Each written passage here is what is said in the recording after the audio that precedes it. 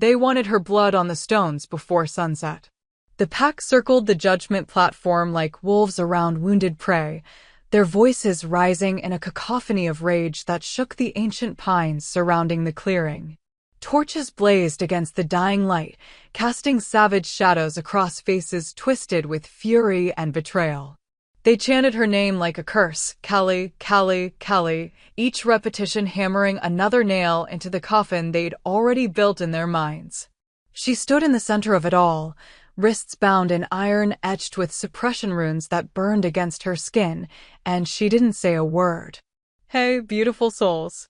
Welcome back to the channel. I hope you're having an incredible day, wherever you are in this wild, wonderful world. Drop a comment below and tell me where you're watching from. Are you Team Werewolf Romance? Because today's story is going to absolutely wreck you in the best way possible.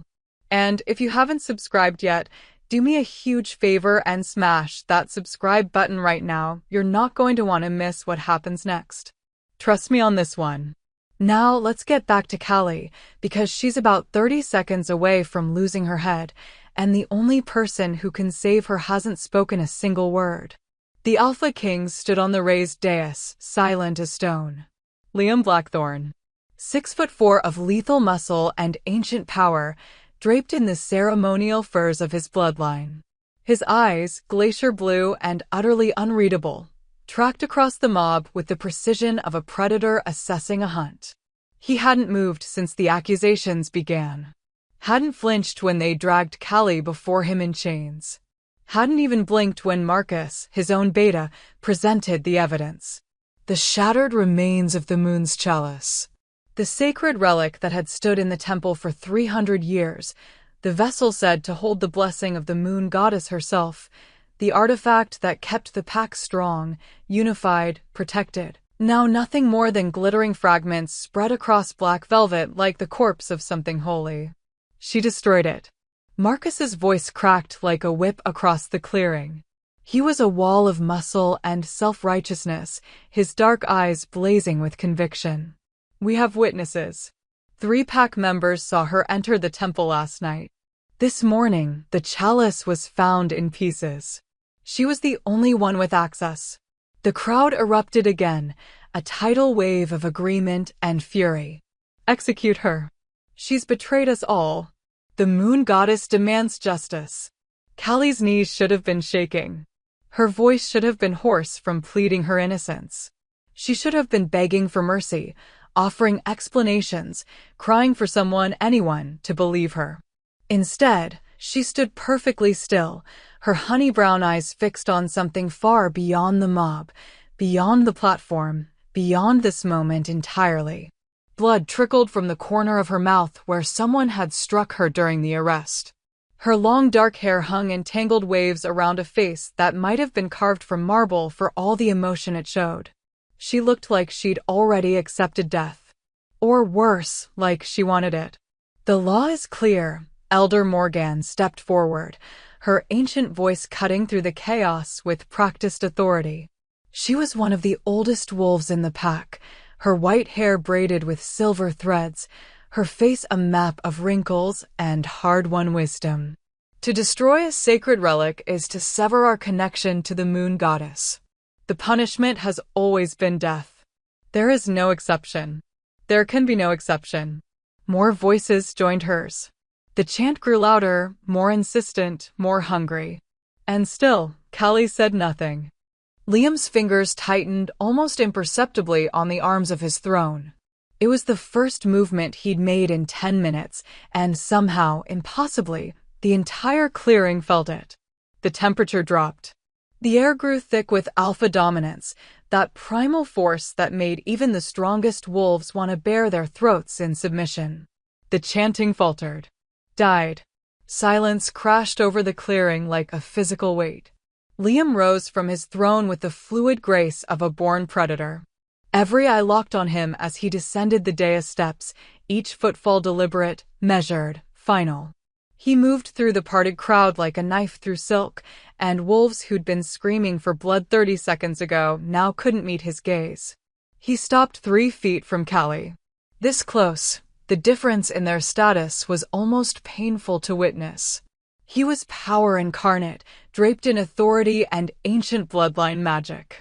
She was nobody, an orphan taken in by the pack out of mercy, a wolf with no family name, no notable strength, no reason for anyone to remember her name except as the girl who cleaned the temple and kept her head down and never, ever caused trouble. Until last night. "Look at me," Liam said quietly. It wasn't a request. Callie's eyes lifted slowly, reluctantly, like she was raising a weight that might crush her. When their gazes met, something passed between them, something the crowd couldn't see but could feel, a current of electricity that made the hair on every neck stand at attention. His eyes searched hers. Not for guilt or innocence. For something else entirely. "Did you destroy the moon's chalice?" he asked. The crowd held its collective breath. Callie's throat worked. For the first time since this nightmare began, emotion flickered across her face, not fear, not regret, but something raw and complicated and devastating. "Yes," she whispered. The clearing exploded. Wolves lunged forward, held back only by the ring of elite guards surrounding the platform. Accusations and death threats filled the air like poison. Marcus looked vindicated, Elder Morgan looked grimly satisfied, and the entire pack looked ready to tear Callie apart with their bare hands. But Liam didn't move, didn't react. He just kept looking at her with those impossible blue eyes, and then he asked the question that changed everything. Why? Such a simple word. 1 syllable. 3 letters. But the way Callie's face crumbled when he said it, like he'd just driven a blade between her ribs, told everyone watching that nothing about this was simple at all. Callie's lips parted, but no sound came out. The question hung in the air between them like a blade suspended by a thread. Why? Such a small word to carry so much weight. Liam hadn't asked if she had help. Hadn't asked how she'd bypassed the temple wards. Hadn't asked any of the logical questions that should have followed a confession. He asked why. And for the first time since they dragged her onto this platform, Callie looked afraid. Answer him. Marcus snarled, taking a step forward before Liam's hand rose, barely a movement. Just a slight lift of fingers, and the beta froze mid-stride like he'd hit an invisible wall. Liam's dominance pressed down harder. Wolves in the crowd dropped to one knee without meaning to, their bodies responding to alpha authority on an instinctual level that bypassed conscious thought. Even Elder Morgan bowed her head, though her ancient eyes remained sharp and watchful. I asked her, Liam said softly, dangerously. Not you. The rebuke was gentle, but it landed like a physical blow. Marcus's jaw clenched, his face flushing with humiliation, but he stepped back without another word. Callie was trembling now. Small, almost imperceptible shakes that traveled through her bound hands.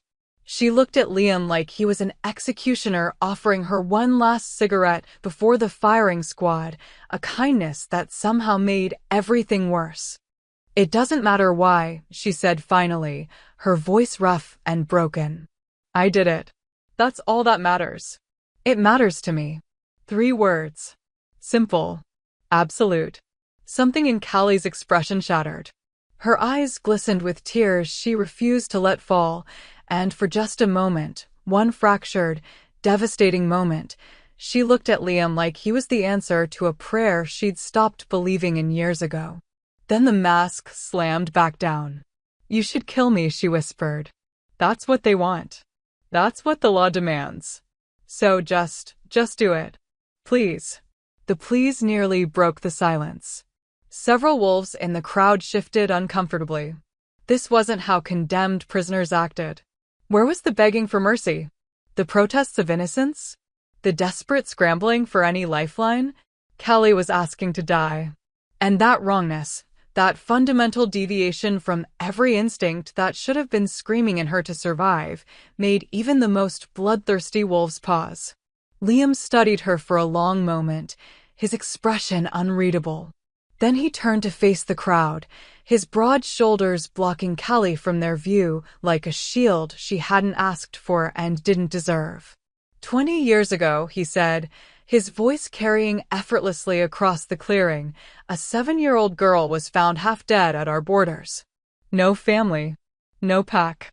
No explanation for how she survived alone in the wild when she should have died within hours. Callie's head snapped up, her eyes widening in shock.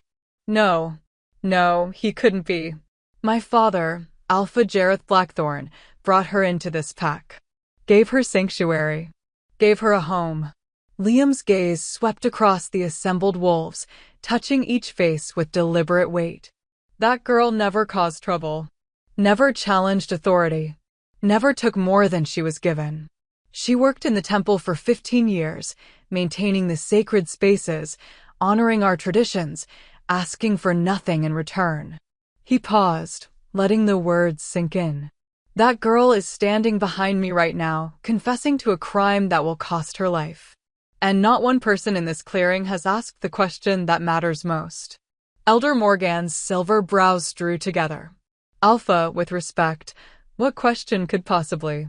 What changed? Liam's voice cut through hers like a blade through silk. What could possibly drive someone who spent 2 decades proving her loyalty to suddenly destroy the most sacred object in our possession? What desperation, what knowledge, what unbearable truth could make death seem like the better option? The crowd shifted uneasily. Whispers rippled through the assembly like wind through wheat. Marcus stepped forward again, more cautiously this time. Alpha Liam, I understand your compassion. But sentiment cannot override pack law. The chalice is destroyed. She's confessed. The punishment is. I know what the punishment is, Marcus. Liam's tone could have frozen fire. I also know that justice and vengeance aren't the same thing. And I know that something about this doesn't add up. He turned back to Callie, and the look in his eyes made her breath catch. I'm going to ask you one more time, he said quietly, for her ears only. And I need you to understand something, Callie. I'm not asking as your alpha. I'm asking as someone who remembers that 7-year-old girl.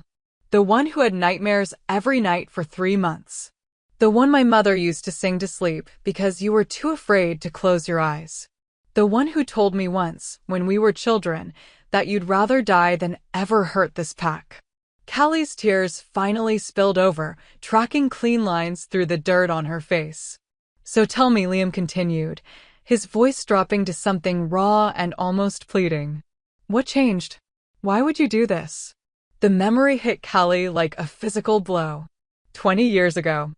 She was 7 years old and dying, her small body ravaged by fever and starvation, when Jareth Blackthorn found her collapsed at the border. She remembered his massive hands, gentle despite their size, lifting her like she weighed nothing. Remembered the warmth of the pack house, the softness of clean blankets, the first full meal she'd eaten in weeks. She remembered Liam. He'd been 12, all gangly limbs and serious blue eyes, and he'd sat beside her bed every day while she recovered. Brought her books. Told her stories. Promised her that she was safe now, that nobody would hurt her here, that she was pack. For 20 years, she'd believed him. For 20 years, she'd loved this pack with a ferocity that bordered on worship because they'd saved her when she had nothing. And 3 days ago, she discovered the truth that destroyed everything. I can't tell you, Callie choked out. If I tell you, she cut herself off, her eyes starting to the crowd with genuine terror. They'll what? Liam pressed. Callie, they'll what? But Callie was looking past him now, her gaze locked on someone in the crowd. Her face had gone white as bone, and she was shaking her head in tiny, frantic movements. Liam followed her line of sight. Elder Morgan stood at the front of the crowd, her ancient face carved from stone, her silver eyes boring into Callie with an intensity that felt like pressure against the skull. And behind her, 3 other elders. The ruling council. The wolves who'd served the Blackthorn line for generations. The keepers of tradition and sacred law. They were all watching Callie with the same expression. Not anger. Not righteousness. Fear. Liam's eyes narrowed. His alpha instincts, honed by years of reading pack dynamics and political undercurrents, screamed that he was missing something crucial. Something everyone could see except him. Enough of the circus, Elder Morgan's voice rang out. The girl has confessed. She's given no adequate defense. Alpha Liam, your father would not have hesitated. The law is clear. Pass judgment, and let us be done with this unpleasantness. Several wolves murmured agreement, but Liam noticed others, younger pack members, mostly, who looked uncertain. Confused. Like they were watching a play where everyone knew their lines except the audience. The council has spoken, another elder added. Justice delayed is justice denied. Liam felt the political pressure mounting. For elders, his beta, half the pack calling for blood. And Callie herself, offering no defense, asking to die. Every logical bone in his body said to do it. Execute her. Follow the law. Maintain order. But that look in her eyes, that terrible, devastating fear when she glanced at the elders, ignited something in his gut that he learned never to ignore. His father had taught him that an alpha's most important skill wasn't strength or strategy. It was knowing when something was wrong. 3 days, Liam announced suddenly. The crowd erupted in protests. Alpha, the law doesn't allow. I am the law, Liam's voice boomed across the clearing, his alpha dominance slamming down like a physical weight. Wolves stumbled. Several dropped to both knees. Even the elders swayed under the pressure. And I invoke the right of investigation. 72 hours to examine the evidence, question witnesses, and determine the full truth of what happened. After 3 days, judgment will be passed. This is unprecedented. Elder Morgan's composure finally cracked. She's confessed. What more evidence do you need? Liam's smile was cold and sharp as a knife. If her guilt is so certain, Elder, then 3 days won't change anything. Will it? The elder's mouth snapped shut. Callie will be held in the Alpha's estate under guard until the investigation concludes, Liam continued. Anyone who objects can challenge my authority directly. Silence. No one was stupid enough to challenge an Alpha King in full dominance mode. Good. Liam gestured to his personal guards, his most trusted warriors, wolves who'd served him since he took the throne 5 years ago. Take her to the East Wing. Post guards. No one enters without my explicit permission. No one. As the guards moved to collect Callie, she looked at Liam with an expression so complex it defied description. Gratitude and terror. Hope and despair. You shouldn't have done that, she whispered as they pulled her past him. You have no idea what you've just. 3 days, Liam repeated firmly. That's all I'm asking for. 3 days to understand why someone I've known for 20 years would destroy everything she loves. Callie's face crumpled. Because someone I loved destroyed me first. The words were so quiet, only Liam heard them. And then the guards were leading her away.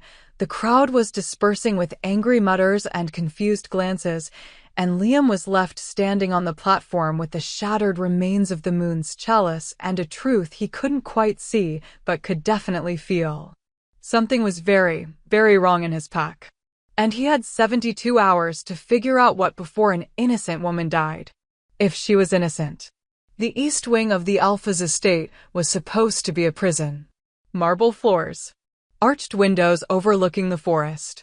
A 4-poster bed with silk sheets. A private bathroom with heated water. Guards posted outside rather than inside the room. Callie sat on the edge of that ridiculously luxurious bed and tried to remember how to breathe. She should be dead by now. Should be cold meat on the judgment stones, her blood watering the earth while the pack held their approval. That was the plan. Confess, accept execution, and take the truth to her grave before it could destroy everything. Instead, Liam had given her 3 days. 3 days to either find a way out of this nightmare or watch it consume everyone she'd ever cared about. Her bound wrists had been freed the moment they entered the estate, the suppression runes no longer necessary now that she was surrounded by Liam's personal guard. She rubbed at the angry red marks on her skin, feeling her wolf stir for the first time in hours. The animal was confused, frightened, torn between the instinct to trust their alpha and the knowledge that trust had gotten them into this mess. "I'm so sorry," Callie thought to her wolf. "I'm so sorry." A knock at the door made her flinch. "Miss Callie." A young voice, female, uncertain. "The alpha requests your presence in his study. I'm to escort you." Callie's stomach dropped. Of course. The investigation. He'd want answers, and she'd have to find a way to give him nothing while somehow not making things worse. An impossible task, but then again, her entire life had become impossible 72 hours ago. She opened the door to find a girl who couldn't be more than 19, blonde, petite, with the nervous energy of someone very new to serving in the Alpha's household. Her name tag read Lily. "This way, please," Lily said, her tone respectful but wary, like she wasn't sure if she was escorting a prisoner or a guest. Neither, Callie thought bitterly. "I'm a dead woman on borrowed time." Liam's private study was everything the public throne room wasn't: intimate, warm, human. Floor-to-ceiling bookshelves stuffed with leather-bound volumes. A fireplace crackling with cedar-scented flames. 2 worn leather chairs positioned near the hearth, the kind you sank into during long conversations over whiskey. Liam stood at the window, his back to the door, hands clasped behind him.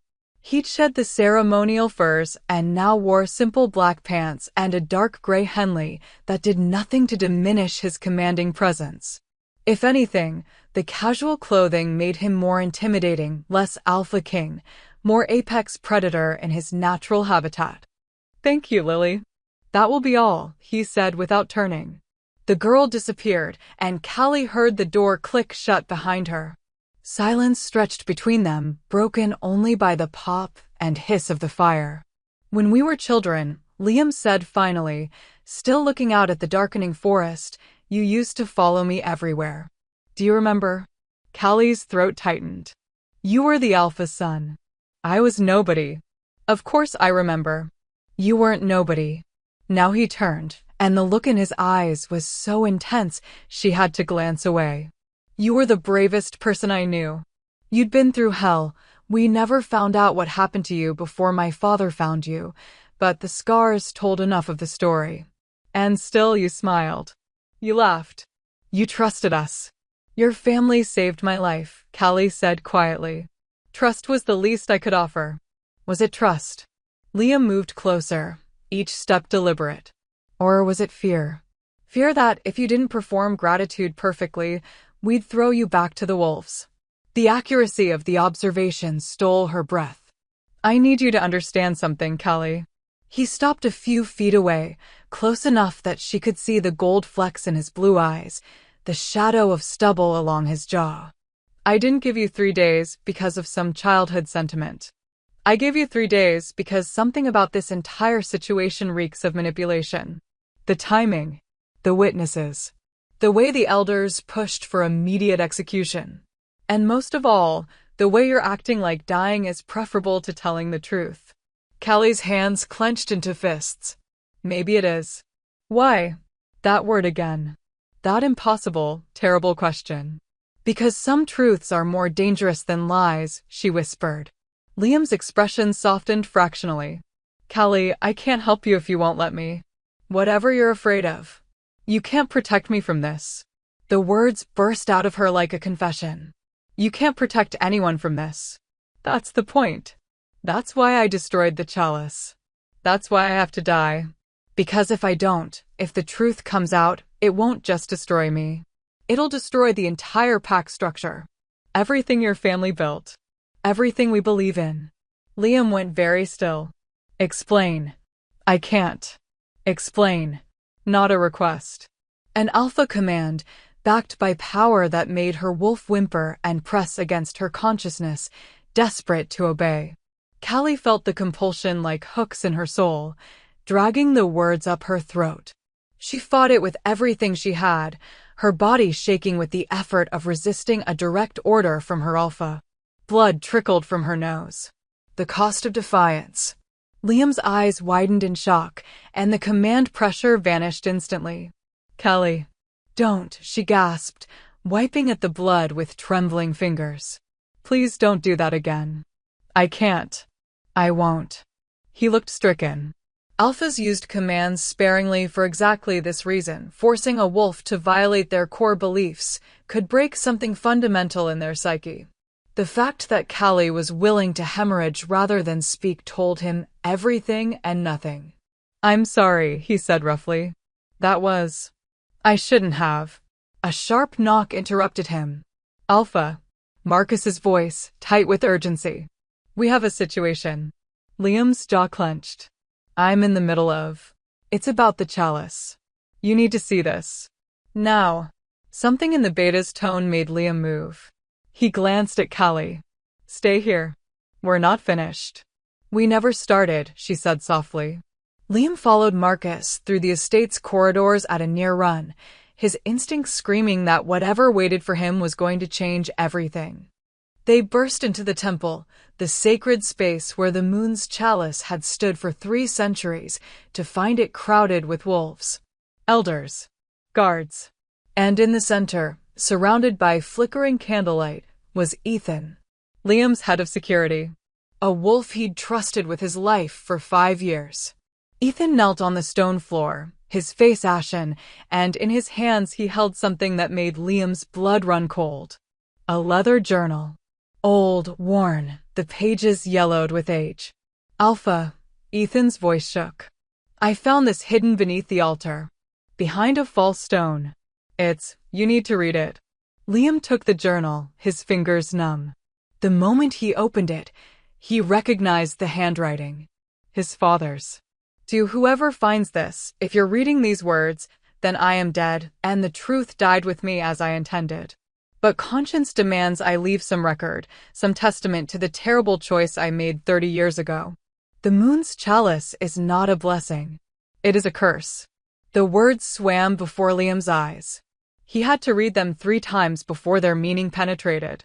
Keep reading. Elder Morgan's voice came from the shadows, cold and hard as granite. Read what your father discovered. What he chose to hide rather than reveal. Liam's hands shook as he turned the page. I discovered the truth by accident. A researcher's journal from 2 centuries ago, tucked away in archives no one had touched in generations. The moon's chalice was never meant to strengthen the pack. It was designed to siphon strength from common wolves and funnel that power to the ruling bloodlines. Every full moon, every ceremony, every prayer offered before that cursed relic fed on pack members while making the alphas stronger. My bloodline, my family, my strength. All of it stolen from the very wolves I swore to protect. The journal slipped from Liam's numb fingers. No, he whispered. That's impossible. The chalice has been sacred for 300 years, Elder Morgan finished. 300 years of the Blackthorn line growing stronger while common wolves grew weaker. 300 years of children born with diminished abilities, warriors who couldn't hold their forms, healers whose power faded before their time. All of it attributed to natural variation or weak bloodlines. She stepped into the candlelight and her ancient face was carved from stone and fury. Your father discovered the truth 30 years ago. And he did nothing. Kept the secret. Kept the chalice in place. Kept feeding on his own pack because the alternative, admitting what the ruling family had done, even unknowingly, would have destroyed the Blackthorn line's authority forever. Liam felt like the ground had opened beneath his feet. If this is true, then why hide it? Why not reveal? Because we needed you, another elder said, stepping forward. Your father was too entrenched, too complicit. But you're young, idealistic, untainted by the original sin. We've been waiting for the right moment to force the truth into the open. And then 3 days ago, that temple girl discovered what we'd been planning. Callie. The realization hit him like a physical blow. She found the journal, Liam said slowly. She learned the truth. Worse, Elder Morgan said. She understood the implications faster than we did. The girl might be common-born, but she's not stupid. She realized that if the truth came out wrong, if it looked like the elders were staging a coup, using ancient secrets to overthrow the Alpha. It could trigger a civil war. Pack against pack, bloodline against bloodline. So she destroyed the chalice herself, Liam breathed. Took the blame. Made it look like vandalism instead of revelation. She tried to protect you, Marcus said quietly. Protect the pack. Even knowing it would cost her life. The pieces fell into place with devastating clarity. Callie hadn't betrayed them. She'd saved them. And he'd let his pack drag her to the judgment stones and scream for her execution. Where is she? Liam's voice came out as a growl. Where's Callie right now? The East Wing, as you ordered. Liam was already moving, his wolf surging to the surface, every instinct screaming protect, claim, mine in a way that had nothing to do with Alpha authority and everything to do with something far more primal. He'd known Callie for 20 years. How had he never seen her? Really seen her? He burst into the corridor at a dead run, Marcus and Ethan on his heels, his heart pounding not with fear, but with something far more dangerous. Recognition. Because somewhere between that 7-year-old girl who'd trusted him and the woman who'd chosen death over destroying his pack, Callie had become the most important person in his world. And he'd been too blind to notice until she was already on the execution block. He rounded the corner to the East Wing and stopped dead. The guards lay unconscious on the floor. The door to Callie's room stood open. And the room beyond was empty. On the bed, weighted down by a stone, was a note in Callie's handwriting. By the time you read this, I'll be gone. The chalice is destroyed. The siphon is broken. The pack will heal. And you'll be free to rule without the sins of the past dragging you down. Don't look for me. Let me be the villain this story needs. It's better this way. For everyone. Thank you for 3 days I didn't deserve. No, Liam whispered, the word torn from somewhere deep in his chest. No, Eno. His wolf howled. Because Callie had done it again, sacrificed herself, disappeared into the night, chosen exile over truth. And this time, he understood exactly what he was losing. Wait, what? She's gone. Drop a comment right now and tell me if you think Liam can find her and what you think happens when he does. This story is about to get intense. Liam stood in the empty room for exactly 3 seconds. Then he exploded. Ethan. His alpha command rattled the windows. I want every tracker we have in the forest now. Marcus, lock down the borders. No one leaves pack territory without my explicit permission. And someone tell me how in the hell my personal guards were taken down without anyone hearing a damn thing. The unconscious guards were already stirring, groaning as they came around. Liam crouched beside the nearest one, a seasoned warrior named Cole who'd served his father. What happened? Liam demanded. Cole's eyes were glazed, confused. I don't remember. We were standing post, and then, nothing. Like someone just turned off the lights in my head. He touched his neck, wincing. There's a puncture mark. Sir, I think we were drugged. Drugged. Which meant Callie hadn't escaped alone. Someone had taken her. Or helped her run. Liam's mind raced through possibilities, each more disturbing than the last. The elders? No, they wanted the truth revealed, not hidden. Rogue pack members? Unlikely. Callie had no close allies, no friends who'd risk Alpha wrath to help her flee. Unless... The journal, Liam said sharply. Where is it? Where's my father's journal? Marcus's face went pale. I left it in the temple with the elders. Liam was already moving, his long strides eating up the corridor. Who had access to that room after we left? Alpha, you can't think the elders would. I don't know what to think anymore. Liam's frustration boiled over. 24 hours ago, his world made sense. Sacred relics. Ancient laws. Clear lines between right and wrong. Now everything was inverted, and the one person who could explain it all had vanished into the night. They burst back into the temple to find it empty except for 2 guards posted at the entrance. The journal was gone. Perfect, Liam snarled. Just perfect. The one piece of evidence that proves Callie's innocence, and it disappears the same night she does. Not the only evidence, Ethan said quietly. He knelt beside the altar, running his fingers along the stone where they'd found the hidden compartment. The false stone is still here. And look, he pulled out his phone, showing Liam the screen. I took photos. Every page of that journal before we left. Figured we might need copies for the investigation. Relief crashed through Liam so hard it nearly buckled his knees. Send those to my private server. Password protected. And Ethan. Yes, Alpha. From now on, you don't leave my side. You're the only person I trust completely right now. Ethan's expression flickered with something gratitude, determination, fierce loyalty. Understood. Marcus shifted uncomfortably. Alpha, what about me? I've served you since. You pushed for immediate execution. Liam cut him off coldly. You presented evidence without investigating alternatives. You were so certain of Callie's guilt that you didn't question whether someone might have set her up. He stepped closer, his alpha dominance pressing down like a physical weight. So no, Marcus. Right now, I don't trust you at all.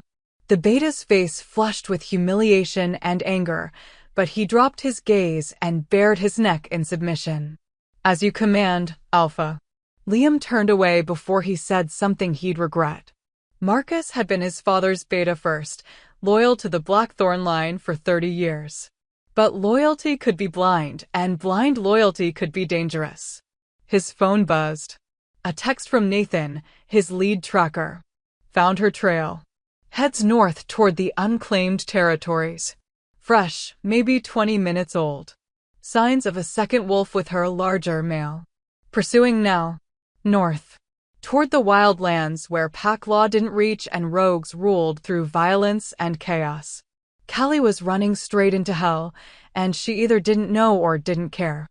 I'm going after her, Liam announced. Alpha, you can't. Marcus found his voice again. The pack is unstable. The elders are demanding answers.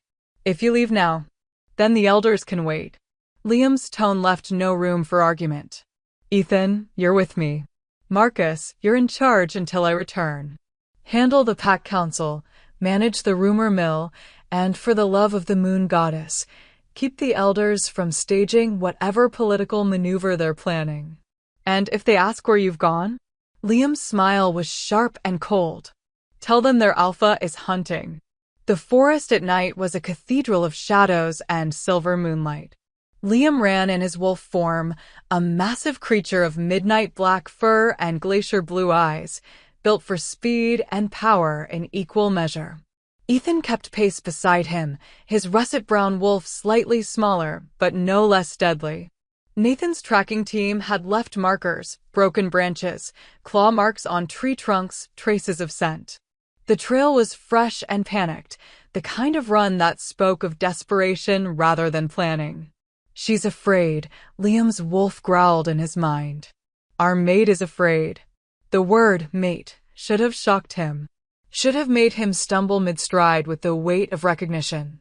Instead, it felt like something he'd always known but never let himself acknowledge. Callie. The quiet girl who cleaned temples. The orphan with secrets in her eyes. The woman who'd stood on the judgment stones and asked for death rather than betray his family. His mate. And he'd been too caught up in duty and tradition to see what his wolf had known from the moment he'd stood 3 feet away from her and asked why. We have to find her, his wolf insisted. Before the unclaimed lands do. The unclaimed territories were brutal. Lawless. Ruled by rogues who'd rejected pack structure entirely, some by choice, some by exile, all of them dangerous. A lone wolf entering those lands was prey, and a female wolf was. Liam pushed the thought away and ran faster. They'd been running for 30 minutes when Nathan's howl cut through the night, urgent, alarmed, wrong. Liam and Ethan veered toward the sound, crashing through undergrowth until they burst into a clearing where Nathan's team had stopped. 5 wolves. All of them standing over what looked like a battlefield. Blood soaked the ground. Scraps of cloth, Callie's shirt, torn to shreds. Gouges in the earth where wolves had fought. And worst of all, the scent of fear so thick it was almost visible in the moonlight. Nathan shifted back to human form, his face grim. We found this 3 minutes ago. There was a fight, Callie and her companion against at least 3 other wolves. Rogues from the stink. The fight was brief and brutal. Where are they? Liam demanded, shifting back to human form as well, not bothering with modesty. Where did they go? The rogues dragged them north. Based on the scent markers, I'd say we're looking at the Broken Fang pack. Ethan swore viciously. The Broken Fangs don't take prisoners. They take trophies. The Broken Fang pack were the worst kind of rogues, exiles from a dozen different territories, bound together by violence and led by a wolf who called himself Zane. They lived like animals, took what they wanted, and respected nothing except strength. If they had Callie. How long? Liam's voice came out as a growl even in human form. 15, maybe 20 minutes. We can still catch them if we move now. Liam's wolf surged forward, demanding shift, demanding the hunt. But his human mind knew they needed strategy, not just rage. Nathan, take your team and circle wide. Come at them from the east. Ethan, you're with me. We go straight in. He met each wolf's eyes in turn. And understand this, Callie comes back alive. I don't care what it costs. She comes back alive. And the male who is helping her? Nathan asked carefully. Liam's expression went cold. Depends on whether he was helping her escape or leading her into a trap. They found the Broken Fang camp 40 minutes later, nestled in a canyon where the mountains broke apart like shattered teeth. Liam crouched in the undergrowth above the camp, his eyes tracking every movement below. 15 wolves, maybe 20. All of them scarred, brutal, radiating the kind of violence that came from surviving where civilization ended. And in the center of the camp, tied to a post, was Callie. She was still in human form, her hands bound behind her back, her clothes torn and bloody. But she was alive, conscious, and from the defiant set of her jaw, still fighting. Next to her, tied to a second post, was a wolf Liam didn't recognize. Male, mid-20s, with dark hair and a lean build. Blood streamed from a gash above his eye, and he kept glancing at Callie with an expression that made Liam's wolf snarl with possessive fury. Who is he? Why does he look at our mate like that? A massive wolf emerged from the largest tent, easily 6'6" in human form, covered in ritual scarring, his eyes as cold as a winter grave. Zane. The Broken Fang Alpha circled Callie slowly, like a predator savoring prey. When he spoke, his voice carried easily in the canyon's acoustics. So, Zane drawled. The famous temple girl. The one who broke a sacred relic and brought the mighty Blackthorn pack to its knees. I have to admit, I'm impressed. Didn't think anyone that small could cause that much chaos. Callie said nothing, but her eyes tracked his movements with the wariness of a cornered animal. My scouts tell me Liam Blackthorn gave you 3 days to live. That's generous. Zane crouched in front of her, his smile sharp and cruel. I'm not nearly as generous. But I am curious. What could drive a nobody like you to destroy something so powerful? What secret is worth dying for? Go to hell, Callie spat. Zane laughed, a sound like breaking glass. Oh, I like you. Spirit. Fire. Shame you won't last the night. He stood, gesturing to his wolves. String them both up. We'll make an example of them at moonrise. Let any pack wolf who thinks about crossing into our territory see what happens to. He never finished the sentence. Because Liam launched himself from the ridge with a howl that shook the canyon walls. He hit the ground in full alpha dominance, a wave of power that sent lesser wolves stumbling to their knees. Ethan and Nathan's team poured in from 3 directions, and suddenly the camp was chaos, snarling wolves, flashing teeth, the metallic scent of blood in the air. Liam shifted mid-stride, his massive black wolf tearing through 2 rogues before they could even react. His focus locked on one target. Callie. He crashed into the post she was tied to, splintering it with pure force. She fell, and he was there, shifting back to human form, his hands already working at her bonds. You idiot, he snarled, fury and relief and terror mixing into something that came out as rage. Running into rogue territory? What were you thinking? Callie's eyes were huge, shocked. Liam, you shouldn't, they'll kill you. Let them try. He yanked the last rope free and pulled her against his chest, and the feeling of her alive, solid, safe in his arms almost brought him to his knees. Do you have any idea what you've put me through? Do you have any idea? Touching, Zane's voice cut through the chaos. Really? I'm almost moved. Liam spun, putting himself between Callie and the rogue alpha. Zane had shifted back to human form as well, unbothered by the battle raging around them. His wolves were losing, outnumbered by Liam's superior fighters, but Zane himself looked perfectly calm. You came for her, Zane observed. Risked your life, your pack's stability, everything, for a common wolf who destroyed your most sacred relic. That's either love or stupidity. Possibly both. Leave, Liam said coldly. Take your wolves and disappear, and I'll let you live. Oh, I don't think so. Zane's smile widened. See, I've heard rumors about that chalice. About what it really did. And if those rumors are true, then this little girl didn't just break a relic, she broke a 300-year-old power structure. Which means there are wolves in your pack who'd pay very well to make sure she never talks. Callie's sharp intake of breath told Liam that Zane had just confirmed something she'd feared. Who? Liam demanded, turning to look at her. Callie, who approached you? Who wanted you dead? But Callie was staring past him, her face going white as bone. No, she whispered. No, not him. Please not him. Liam followed her gaze to the male wolf still tied to the post, the one who'd been helping her escape. Ethan had shifted back and was cutting the stranger free, and as the ropes fell away, the male looked up. His eyes met Callie's. And the expression on his face, guilt, anguish, desperate apology, told a story more clearly than words ever could. I'm sorry, the male choked out. Callie, I'm so sorry. They said they'd kill my sister. They said if I didn't bring you to the border, if I didn't make sure you crossed into rogue territory, they'd... You sold me. Callie's voice broke on the words. Theo, you sold me to them? Theo. The name triggered something in Liam's memory. A young wolf who worked in the pack archives, someone Callie had been friendly with, someone she'd trusted. They have my sister. Theo was crying now, the words tumbling out in a desperate rush. They took her 3 days ago. Said they'd return her unharmed if I just got you out of pack territory. I didn't know they'd try to kill you. I swear I didn't know. Who's they? Liam roared. Who took your sister? Who wanted Callie dead? But before Theo could answer, Zane moved. Fast. Inhumanly fast. His hand closed around Callie's throat, yanking her away from Liam, a silver blade appearing at her jugular.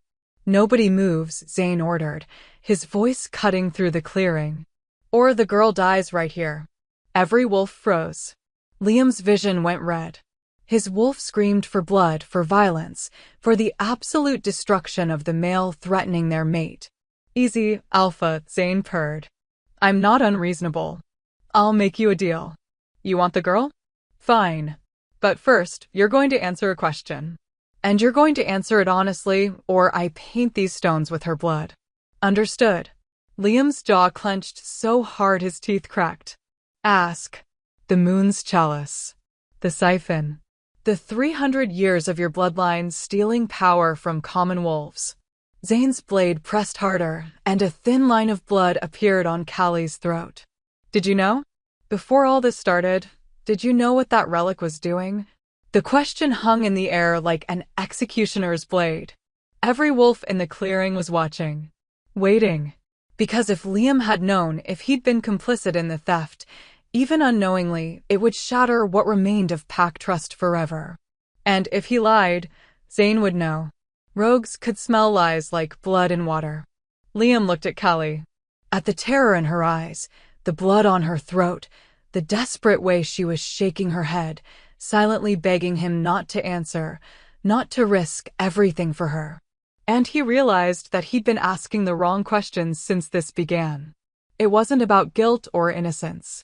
It wasn't about sacred relics or broken laws. It was about truth. And trust. And the woman he'd been too blind to see until she was willing to die to protect him. No, Liam said clearly. I didn't know. My father hid it from me. The elders hid it. The entire power structure was built on a lie I never questioned, because I trusted the wolves who came before me. He took a step forward, his hands raised, his eyes locked on Callie's. But I know now. And I swear on my life, on my alpha blood, on everything I am, that theft ends tonight. The siphon is broken. The old way is dead. And anyone who tries to bring it back will answer to me. Zane studied him for a long, tense moment. Then, impossibly, he laughed. Well, damn, the rogue alpha said. You might actually survive this after all. He lowered the knife and shoved Callie forward. She stumbled, and Liam caught her, pulling her tight against him, his hands running over her body checking for injuries, his wolf howling with relief. Why? Liam demanded, his arms still locked around Callie. Why let her go? Zane sheathed his blade. Because I'm a bastard, not a monster. And because the real monsters are the ones who tried to use me to clean up their mess. His smile was sharp as broken glass. Theo's sister? She's alive. Safe. Hidden in my camp. The wolves who kidnapped her and hired me to kill your little temple girl? They're the same ones who'll be very unhappy to learn she's still breathing. Who? Liam's voice was lethal. Give me names. Can't. Don't have them. The deal was anonymous, payment in silver, delivered by courier. But here's what I do know. Zane's expression turned serious. Whoever they are, they're desperate. And desperate wolves make mistakes. So I'd suggest you get this girl somewhere safe, figure out who's trying to kill her, and handle it before they try again. He gestured to his wolves, who immediately began retreating. Oh, and Alpha? Zane called over his shoulder. For what it's worth. She's got more spine than half your pack combined. If I were you, I'd keep her close. Then the broken fangs melted into the forest-like smoke, leaving Liam's team alone in the blood-soaked clearing. Liam looked down at Callie, who was shaking in his arms, her face pressed against his chest. Are you hurt? He asked softly. Callie, look at me. Are you hurt? She pulled back just enough to meet his eyes, and what he saw there stole his breath. Not fear. Not relief. Devastation. Don't you understand? She whispered. This is what I was trying to prevent. The pack turning on itself. Wolves hiring rogues to commit murder. Everything falling apart because I couldn't just die when I was supposed to. You're not dying, Liam said fiercely. Not tonight. Not ever. Do you hear me? Whatever's happening, whoever's behind this, we'll face it together. You can't promise that. Watch me. And then, because words were insufficient and his wolf was demanding claim, protect, keep, because she was the bravest, most selfless, most infuriating person he'd ever known, Liam did something he probably should have done years ago. He kissed her. Okay, but that kiss though. Comment below and tell me what you think happens next. And if you're loving this story, make sure you're subscribed so you don't miss the next part. Things are about to get wild. The world stopped. Callie's breath caught in her throat as Liam's lips claimed hers with a desperate intensity that spoke of fear and relief and something far more dangerous than either. His hand cupped the back of her head, careful of her injuries, while his other arm banded around her waist like he was afraid she'd disappear if he loosened his grip even fractionally. The kiss was everything she'd never let herself imagine, fierce and gentle, possessive and reverent, a promise and a question wrapped into one earth-shattering moment. When he finally pulled back, his forehead rested against hers, both of them breathing hard. You don't get to sacrifice yourself, he said roughly. Not for me. Not for the pack. Not for anyone. Do you understand? Callie's eyes burned with tears she refused to shed. Liam. No, his grip tightened. I've been an idiot. Spent 20 years seeing you as the orphan girl we saved, when you've been saving us this entire time. But that ends now. Whatever's coming, we face it together. as equals. The word equals should have been laughable. He was the Alpha King, and she was nobody. But the way he said it, with absolute conviction burning in those glacier blue eyes, made her want to believe. Want to hope. Want to trust that maybe, impossibly, she didn't have to do this alone. Alpha, Ethan's voice cut through the moment with apologetic urgency. We need to move. More rogues could be tracking the blood, and Callie needs medical attention. Liam pulled back reluctantly, his hand sliding down to grip hers. Can you shift? Or do you need me to carry you? I can run, Callie said quietly. Her wolf was exhausted, terrified, but functional. But Theo. She turned to look at the male who'd betrayed her, who knelt in the dirt with his face in his hands, shoulders shaking with silent sobs. They have my sister, Theo choked out again. Mia. She's only 16. They took her from school 3 days ago and said they'd kill her if I couldn't. He looked up at Callie with red-rimmed eyes. I know you'll never forgive me. I don't deserve forgiveness. But please, please help me get her back. Callie's heart twisted painfully. She'd known Theo for 5 years. He was gentle, bookish, the kind of wolf who preferred ancient texts to pack politics. They'd bonded over their shared love of history, spending long evenings in the archives discussing everything from pack lineages to mythology. She'd trusted him, and he'd led her straight into a trap. But his sister, where are they keeping her? Liam asked, his tone carefully neutral. I don't know. Theo's voice broke. They contact me through notes left in the archives. No names, no faces, just instructions and threats. I was supposed to lead Callie to the border and then wait for confirmation that Mia would be released. Which means whoever hired Zane still has leverage, Ethan said grimly. They'll use the sister to force Theo's cooperation again, or to keep him silent about what he knows. Liam's jaw clenched. Then we find her first. Nathan, take half the team and return to pack territory. I want every archive searched, every message Theo received documented. Ethan, you're still with me. We're taking Callie somewhere safe before. No, Callie pulled her hand free from Liam's grip. No, I'm not hiding while a 16-year-old girl suffers because of me. We find Mia. Tonight. Callie, you're injured, exhausted. I'm fine. She wasn't, but that didn't matter. Liam, please. If they took her because of what I know, then I'm the reason she's in danger.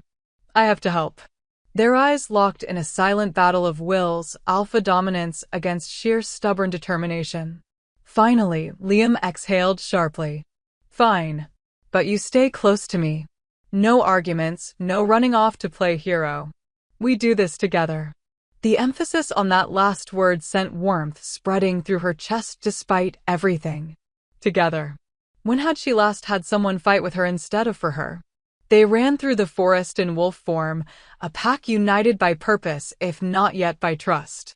Nathan's team had split off, heading south toward pack territory, while Liam's group moved east, following Theo's reluctant directions toward an abandoned mining complex where the kidnappers had allegedly been spotted.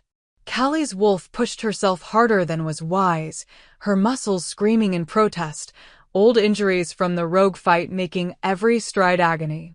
But she didn't slow down. Couldn't slow down. Because somewhere ahead, a girl was being held captive for crimes she didn't commit, threatened with death because Callie had discovered the truth about the moon's chalice. This has to end, her wolf insisted. Whatever the cost. Liam's massive black wolf kept pace beside her, occasionally brushing against her flank when she stumbled, a gesture of support that made her animal whimper with confused longing. He kissed us, her wolf reminded her unnecessarily. Alpha kissed us. Claimed us. That means. It means nothing, Callie thought firmly. He was emotional. Relieved we were alive. It doesn't change anything. But her wolf's skeptical growl suggested she wasn't buying that explanation. 20 minutes of hard running brought them to the old mining complex, a sprawl of rusted equipment and collapsing buildings that the pack had abandoned 30 years ago when the silver veins ran dry. It was desolate, eerie, and absolutely perfect for hiding kidnapped victims.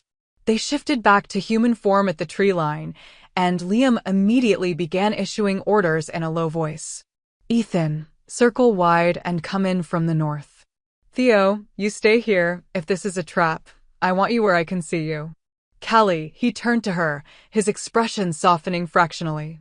I know you're going to ignore this, but please let me go in first. Only if you promise not to do anything stupidly heroic, she countered. His lips twitched despite the tension. Can't promise that. Stupidly heroic is kind of my default setting. Then we're both going in stupid and heroic. Goddess help me, you're impossible. You kiss me anyway. The words slipped out before she could stop them, and Liam's eyes flashed with something that made her breath catch. Yeah, he said softly. I did. And Callie? When this is over, we're going to talk about that. Really talk. But first we save the girl, Callie finished. They moved through the ruins like ghosts, using abandoned mining equipment for cover, their enhanced senses scanning for any sign of occupation. The complex was vast, dozens of buildings in various states of decay, countless shadows where threats could hide. Where would I keep a hostage? Callie thought, trying to approach this logically. Somewhere secure. Central. Easy to defend, but hard to escape from. Her eyes landed on the main operations building, 3 stories of reinforced concrete and steel, with only 2 entrances and narrow windows set high in the walls. There, she whispered, pointing. Liam followed her gaze and nodded. Good instincts. Ethan, you see the ops building. A brief flash of light from the north, Ethan signaling affirmative from his position. On my signal, we move fast and hard. Our priority is the girl. Anyone who gets in the way goes down, but we're not here to start a war. Understood. Callie nodded, her heart hammering against her ribs. This was insane. She wasn't a warrior. Wasn't trained for combat or rescue operations. She was a temple attendant who cleaned floors and arranged flowers and tried very hard not to be noticed. But the girl inside that building was there because of her. Which meant she didn't have the luxury of being afraid. Liam's hand found hers in the darkness, squeezed once. Ready? No, she admitted. But let's go anyway. His smile was quick and fierce. That's my girl. Then he was moving, and Callie was right behind him, her wolf surging to the surface as they closed the distance to the operations building in a blur of speed and shadow. The main entrance stood partially open, an invitation or a trap, impossible to tell which. Liam shifted mid-stride, his massive wolf crashing through the doorway with Callie's smaller gray wolf at his flank. The interior was dark, cavernous, filled with the skeletons of old machinery and there, in the center of the main floor, tied to a support beam, was a teenage girl with Theo's eyes and tear-stained cheeks. Mia. She was alive, conscious, and absolutely terrified. But she wasn't alone. From the shadows stepped a figure Callie recognized, and the recognition hit her like a physical blow. Elder Morgan. The ancient wolf stood there in human form, flanked by 2 younger wolves Callie didn't recognize, her silver hair gleaming in the dim light filtering through broken windows. Hello, child, the elder said calmly, as if they'd just run into each other at a casual pack gathering rather than a kidnapping scene. I wondered how long it would take you to find this place. Liam shifted back to human form, his body vibrating with barely controlled rage. Morgan. What the hell is this? This? The elder gestured around the decrepit building. This is necessity, Alpha. This is what happens when idealistic children discover truths they're not equipped to handle and threaten to tear down 3 centuries of carefully maintained order. Callie shifted back as well, her mind reeling. You knew about the chalice all along. You were part of the council when Liam's father discovered the truth. Of course I knew. Morgan's voice was sharp as broken glass. I was there when your grandfather commissioned the chalice, Liam. I watched it be forged. I knew exactly what it was designed to do. The words hung in the air like a death sentence. You knew, Liam repeated, his voice deadly quiet. For 300 years, You knew the ruling bloodlines were stealing strength from common wolves, and you said nothing. Did nothing. You're supposed to be the keepers of wisdom, the protectors of pack law. We protected the pack. Morgan's composure finally cracked. Do you think strength comes from fairness, boy? Do you think the surrounding packs respect us because we're kind? No. They respect us because we're powerful. Because our alphas are legends. Because the Blackthorn line produces warriors that other packs fear. By stealing from our own people, Callie said, her voice shaking with fury. By weakening children, diminishing healers, making common wolves believe they were somehow less. They're less. Morgan's shout echoed through the empty building. That's the natural order. Alphas lead because they're stronger, smarter, more capable. The chalice simply ensured that natural order was maintained. Liam looked like he might shift and tear the elder apart with his bare teeth. How many? How many common wolves suffered so my bloodline could pretend to be gods? Thousands, Morgan said without remorse. Across 3 centuries. And every single one of those sacrifices kept this pack safe. Kept us from being conquered, absorbed, destroyed by larger territories. Your father understood that, eventually. Why do you think he hid the truth? Why do you think he kept the chalice in place? Because he was a coward, Liam spat. Because he was practical. Morgan stepped closer, her ancient eyes burning with conviction. And when this foolish girl discovered what we'd worked so hard to hide, when she destroyed the chalice and threatened to expose everything, I did what was necessary. Hired the rogues. Arranged for her to escape right into their territory. Ensured she'd be killed before she could speak the truth that would tear our pack apart. Callie felt like she'd been punched in the chest. The trial. The execution demand. That was all theater? To make my death look legitimate. Of course. Morgan's smile was cold. The pack wanted blood. I was simply directing their anger toward a useful end. If you died on the judgment stones as planned, the chalice's destruction would have been avenged, order would have been maintained, and no one would have questioned the old ways. But Liam gave me 3 days, Callie breathed. And you couldn't risk me talking. Couldn't risk him discovering the truth. Exactly. So I adapted. Had Theo's sister taken to ensure his cooperation. Arranged for you to be led to rogues who would finish the job. And once you were dead, the investigation would conclude you'd fled pack justice and been killed by territorial wolves. Tragic. Inevitable. Final.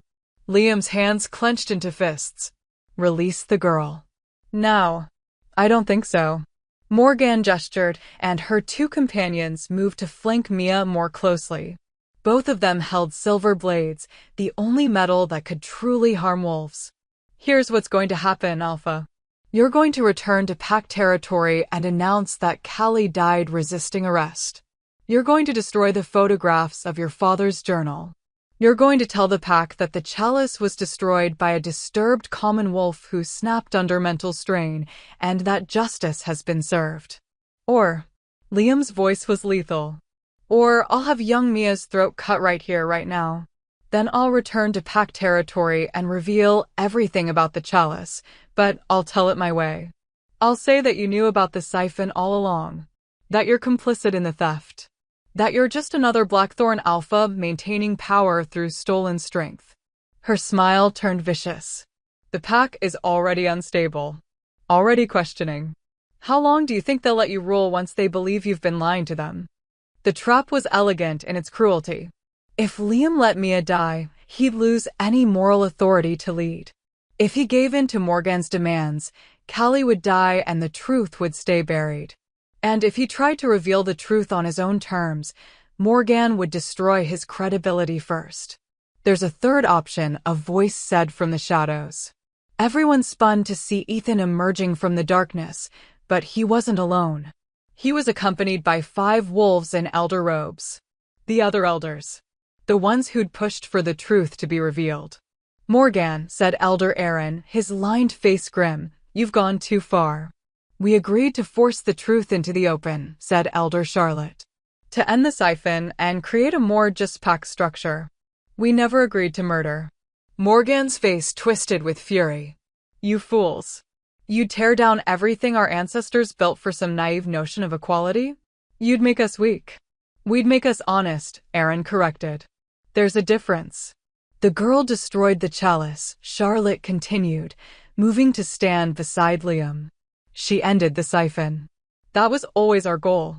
But you tried to turn justice into assassination. Tried to use our collective guilt to justify murder. That ends now.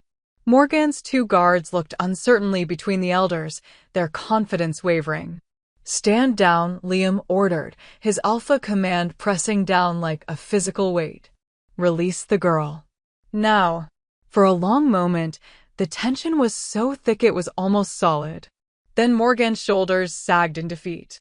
Cut her loose, she told her guards wearily. They obeyed, and Mia stumbled forward, sobbing. Callie caught her, holding the shaking girl while murmuring reassurances. Liam stepped forward until he was inches from Morgan, his expression carved from granite. You're stripped of your elder status, effective immediately. You'll be held for trial on charges of conspiracy to commit murder, kidnapping, and treason against the pack.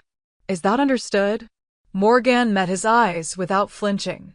I did what I thought was necessary. You did what was evil. Liam's voice dropped to something barely above a whisper. And you justified it by claiming it was for the greater good. That's the same logic that created the chalice in the first place. The same thinking that's poisoned this pack for 3 centuries. He turned to address everyone in the building. No more secrets. No more stolen strength. No more justifying cruelty with tradition.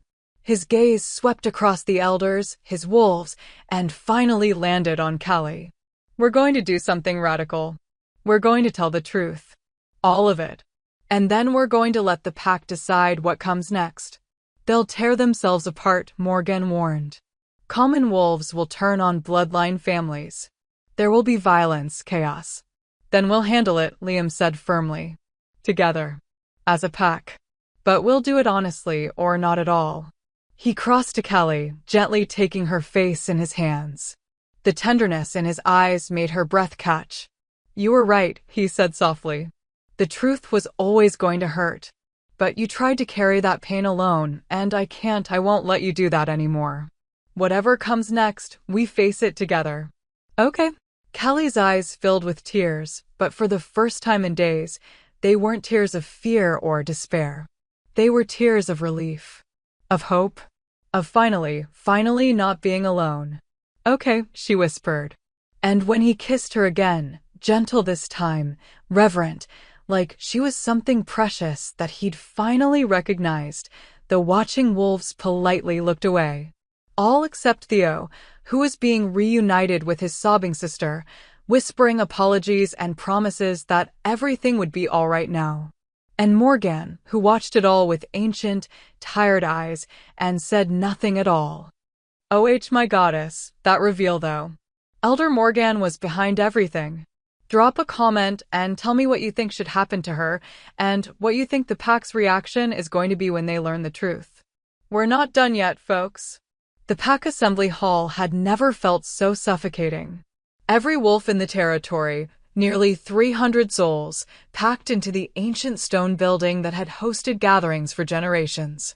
The air was thick with tension, confusion, and the metallic scent of fear masked as anger. Liam stood on the raised platform, flanked by the remaining elders and his most trusted warriors.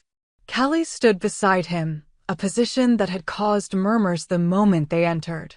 Common wolves didn't stand at the Alpha side. They didn't address the full pack. They certainly didn't hold the Alpha King's hand in front of everyone.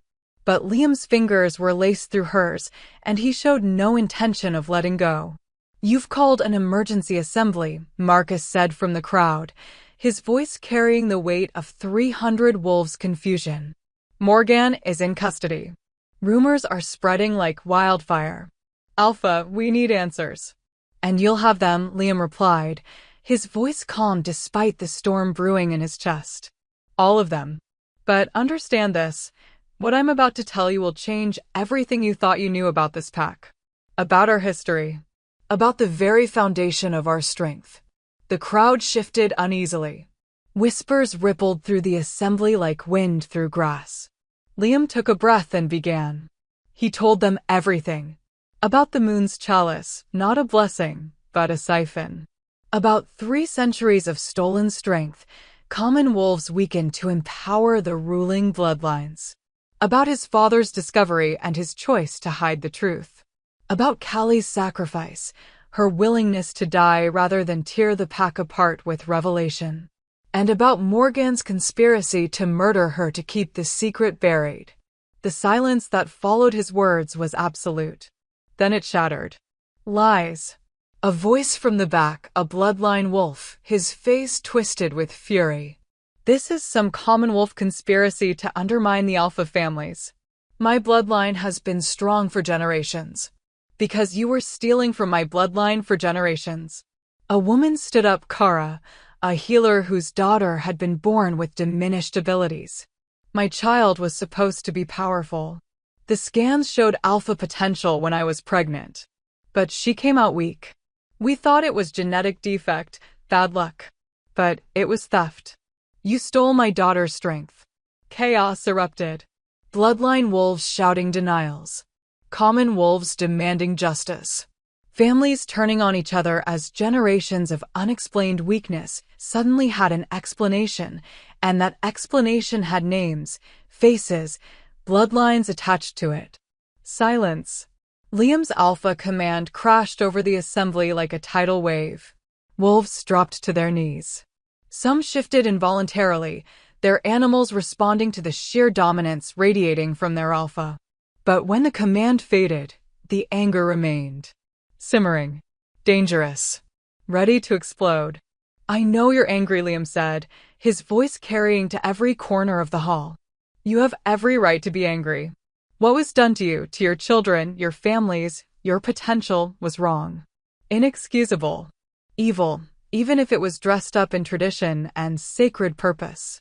Easy for you to say, called out a wolf. Callie recognized Nathan's younger brother, a fighter who'd never quite lived up to his bloodline's expectations.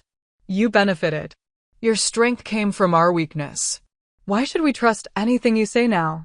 Because he could have kept lying, Callie said, her voice quieter than Liam's but cutting through the noise like a blade. He could have let me die. Let the truth stay buried. Could have kept the power structure that made him stronger than everyone else. 300 pairs of eyes turned to her. She'd never addressed the full pack before. Had never imagined she'd have reason to. But now, standing beside Liam, feeling his solid presence at her back, she found words she didn't know she had. I destroyed the chalice because I couldn't live with the truth, she continued. Couldn't watch children be born weaker while alphas grew stronger. Couldn't participate in the theft anymore by maintaining the temple that housed it. I planned to confess, accept execution, and let the secret die with me. Because I thought, her voice cracked. I thought the truth would destroy the pack. Would turn us against each other. Would make everything I loved burn to ash. Sounds like you were right, someone muttered. Maybe, Callie acknowledged. But Liam made a different choice. He chose truth over comfortable lies. Chose justice over power. And if we let anger turn us into enemies, if we tear ourselves apart over sins committed by wolves who are long dead, then Morgan wins. The old way wins. And nothing changes except we'll be weaker and divided. She's asking us to forgive, a bloodline wolf said incredulously. To just, what, forget that our ancestors were thieves? No, Liam said firmly. I'm asking you to acknowledge it. To face it honestly. And then to choose what comes next. Because here's the truth nobody wants to hear, we can't undo 3 centuries of wrong. We can't give back the strength that was stolen or heal the damage that was done. All we can do is make sure it never happens again. How? The question came from multiple voices at once. By rebuilding, Liam said. From the ground up. New laws. New power structures. A council drawn from all wolves, not just bloodline families. Transparency in leadership. And consequences, real consequences, for anyone who tries to abuse their position. Including you? Marcus asked carefully. Especially me. Liam's gaze swept across the assembly. I'm calling for a vote. You'll decide whether I remain alpha or whether someone else leads us into whatever comes next. And that vote will be open to every adult wolf in this pack, regardless of bloodline or status. Gasps echoed through the hall. Alphas weren't voted on. The position was hereditary, sacred, backed by moon goddess-given authority. You give up your birthright? Elder Aaron looked stunned. My birthright was built on theft, Liam said bluntly. So yes, if this pack wants new leadership, they'll have it. But whoever leads, bloodline or commonborn, they'll do it honestly. Or they won't do it at all. For a moment, Callie thought it might actually work. She saw wolves nodding. Saw the anger in some faces soften into something like cautious hope. Saw the possibility that maybe, impossibly, they could heal this. Then the doors at the back of the hall slammed open. A young wolf stumbled in, his face pale, blood streaming from a gash across his forehead. Alpha, he gasped. The eastern border, we're under attack. The hall erupted into chaos again, but this time it was purposeful. Warriors moving toward weapons. Fighters shifting into defensive formations. Report, Liam snapped, his alpha presence immediately shifting from political to tactical. 3 packs, the messenger panted. Silveridge, Ironwood, and Shadowpine. They crossed the border 20 minutes ago with a combined force of at least 200 wolves. They're saying, he swallowed hard. They're saying they've come to claim Blackthorn territory while we're weak. While we're divided. Callie's blood ran cold. How did they know? She whispered. How did they know about the chalice, about the pack being unstable? Morgan. Liam's voice was deadly quiet. She must have sent word before we arrested her. Told neighboring packs that Blackthorn was vulnerable. That our strength was broken. They're not wrong, Marcus said grimly. Half our wolves are ready to tear each other apart. We're in no position to defend against a coordinated attack from 3 packs. The implications settled over the assembly like a suffocating blanket. This was it. The moment Callie had feared.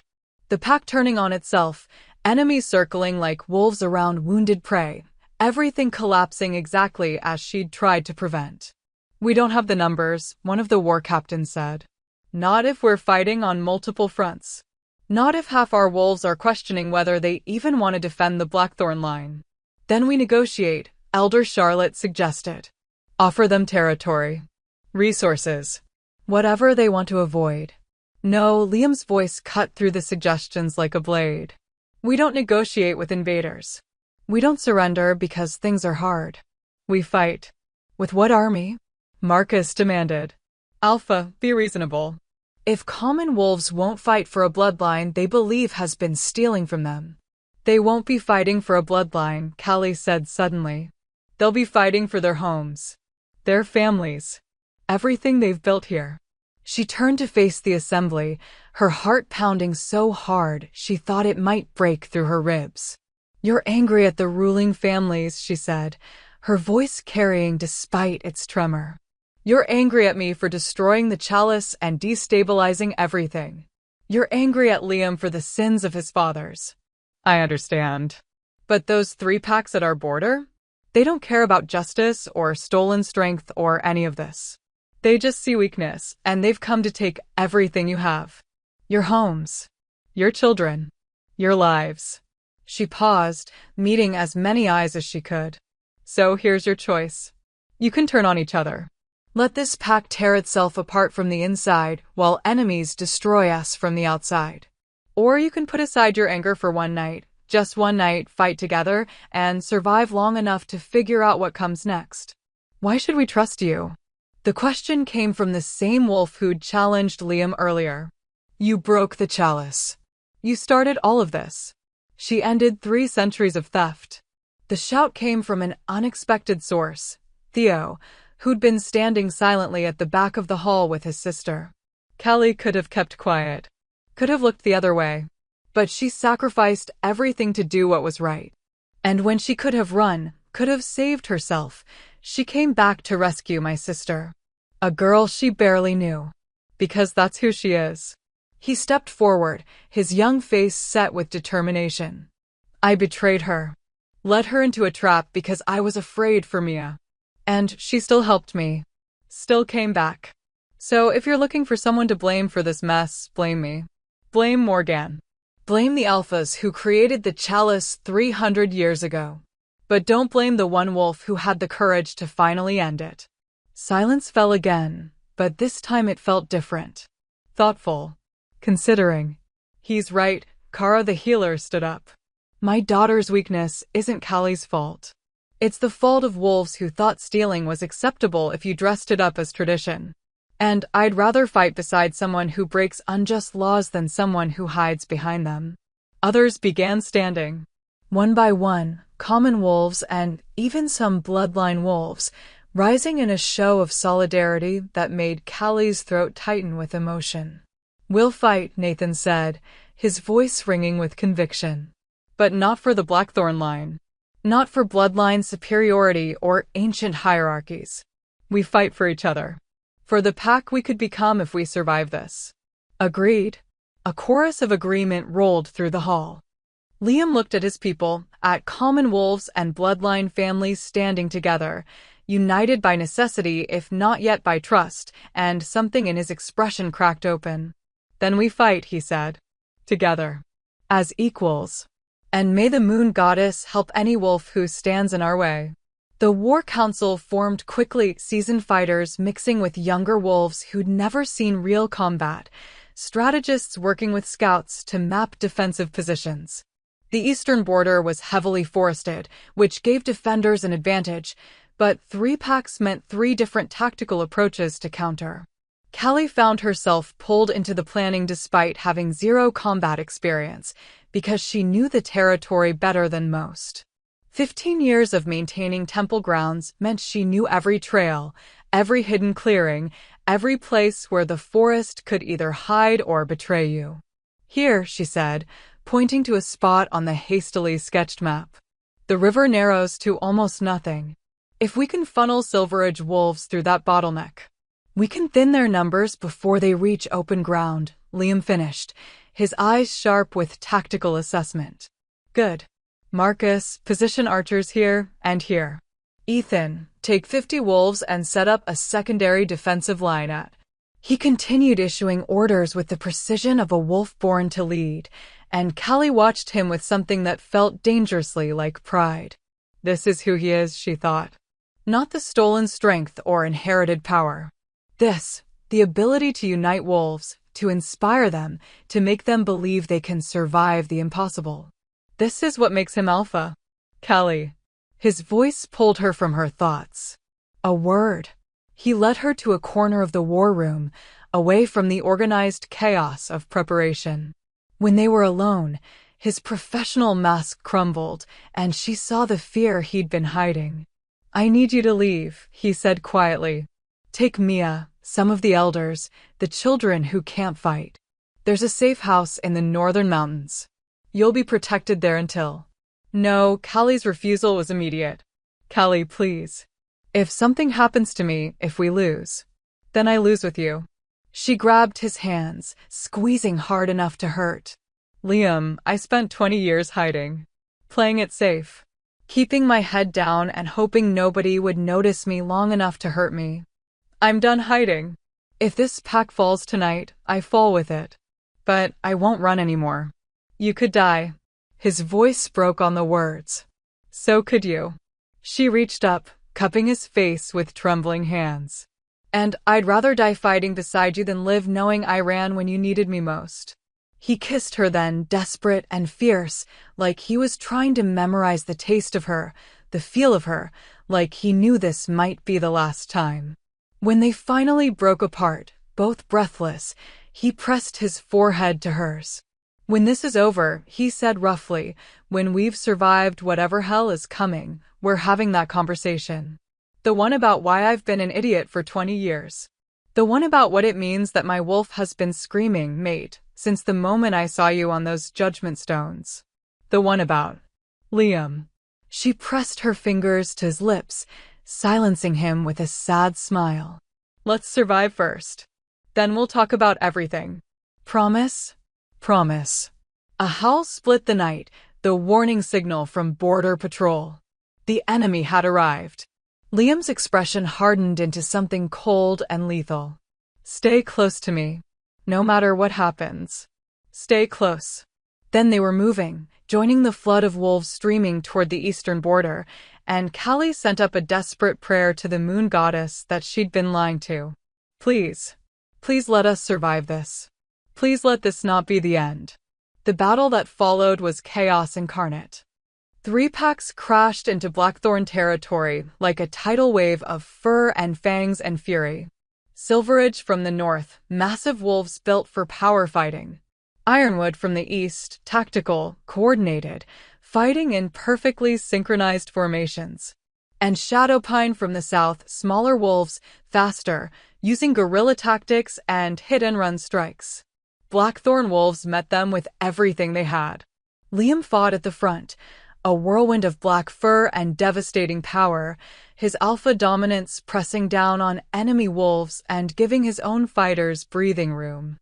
Marcus anchored the left flank, his tactical mind keeping Ironwood from overwhelming their position. Nathan led hit squads against Shadowpine, matching speed with speed. And Callie. Callie wasn't a fighter. But she was smart, and she was determined, and she knew this territory. She led small groups through hidden trails, striking at enemy supply lines. She used her knowledge of the forest to set traps, to create confusion, to make 3 packs think they were fighting a force twice Blackthorn's actual size. She saved lives by guiding wounded wolves to safety. She prevented ambushes by spotting enemy movements others missed. She fought. Not with claws and teeth, but with everything else she had. And for 2 hours, it worked. They held the line, pushed back coordinated assaults, made the invaders pay for every inch of territory. But 3 packs against 1 was always going to be math that didn't add up. Slowly, inevitably, they were being pushed back. Blackthorn wolves were exhausted, injured, running on fumes and determination alone. The enemy was rotating fresh fighters, using their superior numbers to wear down the defenders. Callie saw it happening, saw their lines buckling, saw wolves going down and not getting back up, and knew they were losing. We're going to die here, she thought distantly. All of us. This entire pack. And it's my fault. If I just died when I was supposed to. A massive gray wolf slammed into her from the side, sending her tumbling through underbrush. She crashed into a tree trunk hard enough to see stars, and when her vision cleared, she was staring up at the biggest wolf she'd ever seen. The Silveridge Alpha. A monster of scar tissue and predatory intelligence. He shifted back to human form, a man in his 50s with cold eyes and a cruel smile. Found you, he said conversationally. The little temple girl who started all this.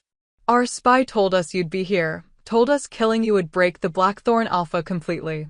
His smile widened. Want to test that theory? Callie tried to shift, tried to fight, but her wolf was exhausted beyond function. She was going to die here. In the dirt. Alone.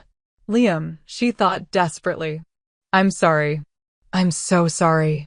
The Silveridge Alpha's hand closed around her throat, lifting her off the ground with casual strength. And then a howl split the night, so full of fury and grief and rage that every wolf on the battlefield froze. Liam. He'd seen her. Seen the enemy Alpha holding her. And something in him broke. Liam's howl wasn't just sound.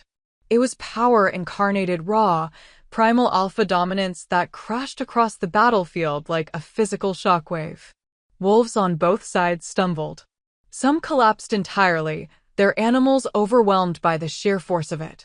The Silveridge Alpha's grip on Callie's throat loosened fractionally, his eyes widening in shock.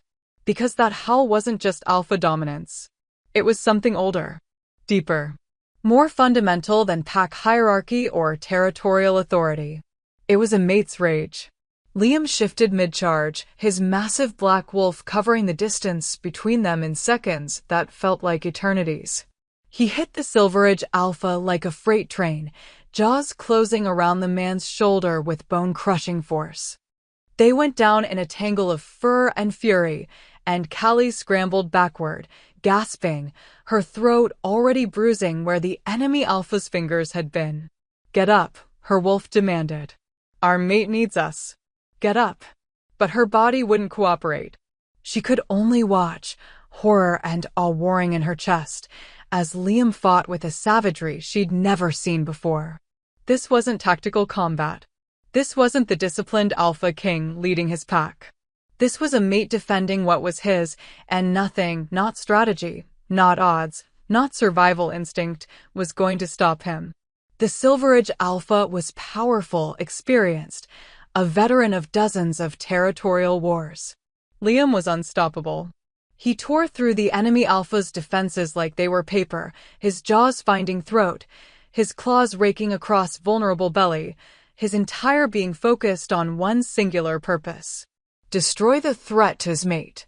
The Silverage Alpha tried to retreat, to call for backup, to do anything to escape the whirlwind of black fur and liquid fury.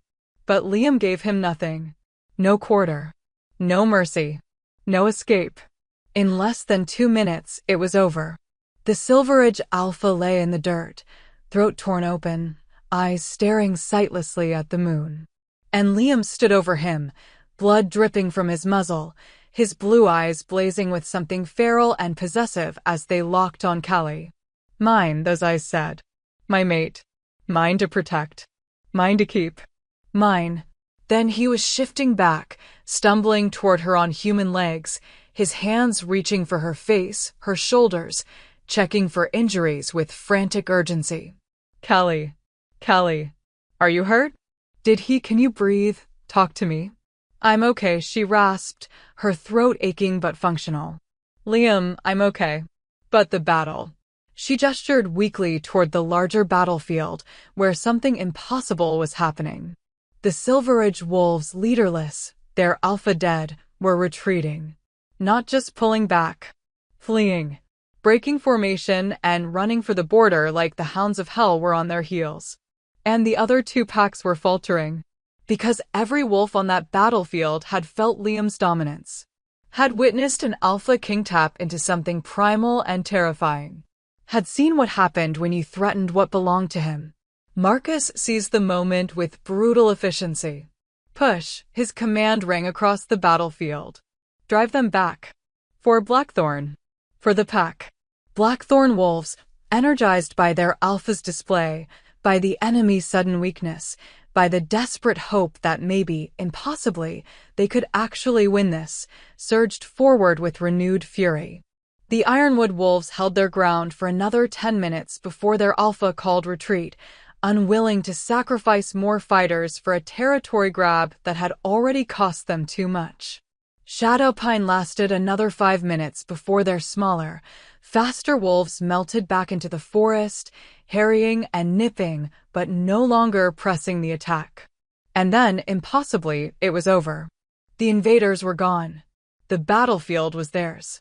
Blackthorn had survived. A cheer went up from the exhausted fighters, hoarse and ragged, but genuine. Wolves embraced, checking on packmates, celebrating the impossible victory. But Liam didn't celebrate.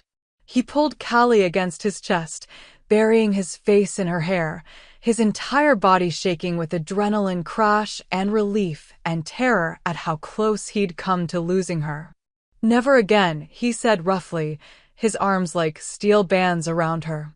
"You're never putting yourself in danger like that again. Do you understand?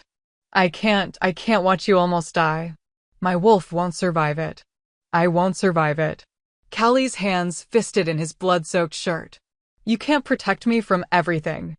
Watch me try." He pulled back just enough to look at her, and the raw emotion in his eyes stole her breath. "Callie, I know this is bad timing. I know we just survived a war and there's 100 things we need to handle. But I need you to understand something.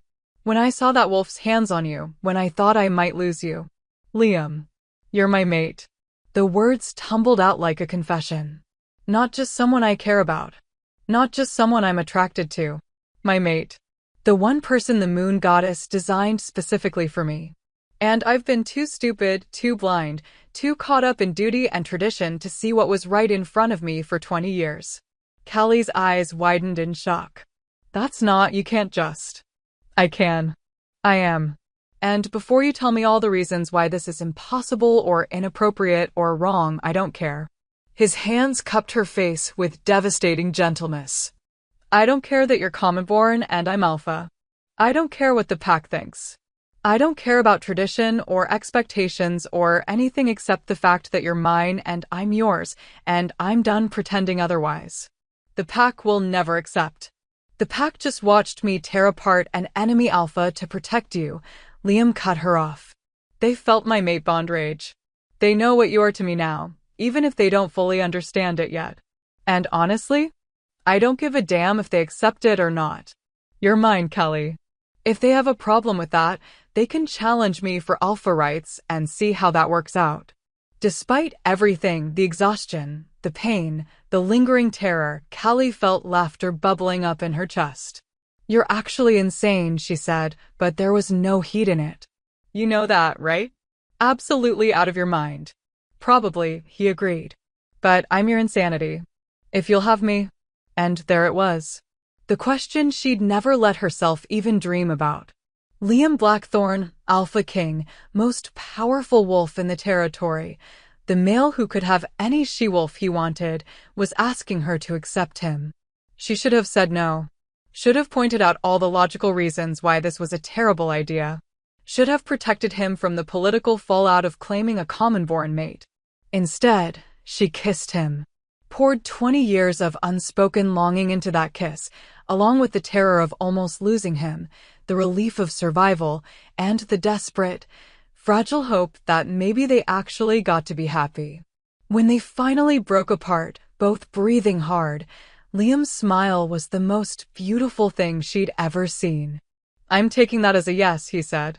Take it as a we'll figure this out together, Callie corrected. Because Liam, this isn't just about us. The pack is still fractured. We still have to deal with the fallout from the Chalice revelation. Morgan's betrayal. 3 packs just tried to destroy us, and they might try again. We have so many problems. And we'll handle them, Liam said firmly.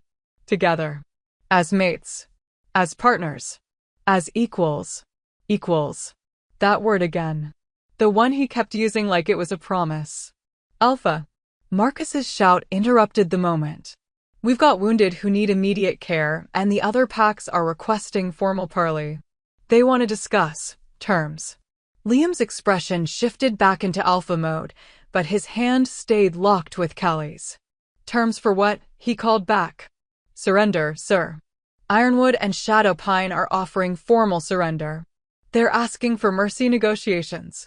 Stunned silence rippled across the battlefield. Packs didn't surrender. They retreated, regrouped, came back later. But formal surrender meant acknowledging defeat, accepting terms, essentially submitting to the victor's authority. They're scared, Ethan said quietly, appearing beside them with fresh blood on his muzzle. They saw what you did to the Silverage Alpha, felt your dominance. And they're terrified of what happens if they keep fighting. Liam looked at Callie. Your thoughts?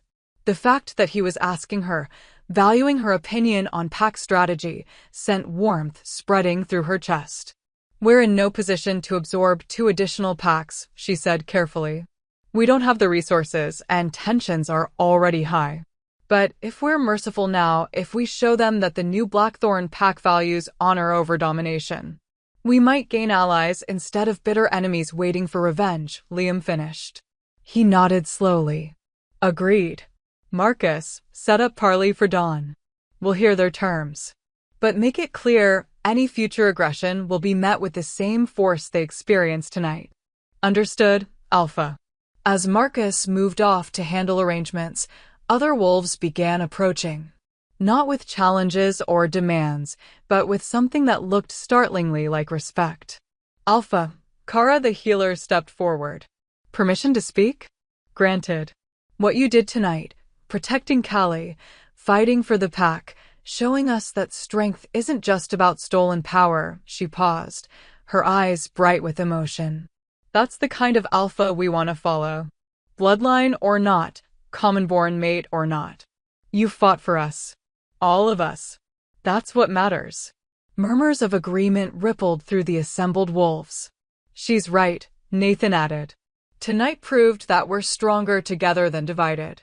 Proved that this pack is worth fighting for, worth changing for. So whatever comes next, new laws, new structures, new traditions, we're with you. Liam's throat worked with emotion. Even with a common-born Luna? Luna. The word for Alpha's mate. The female who stood beside the pack leader as an equal partner. The title Callie had never imagined could apply to her.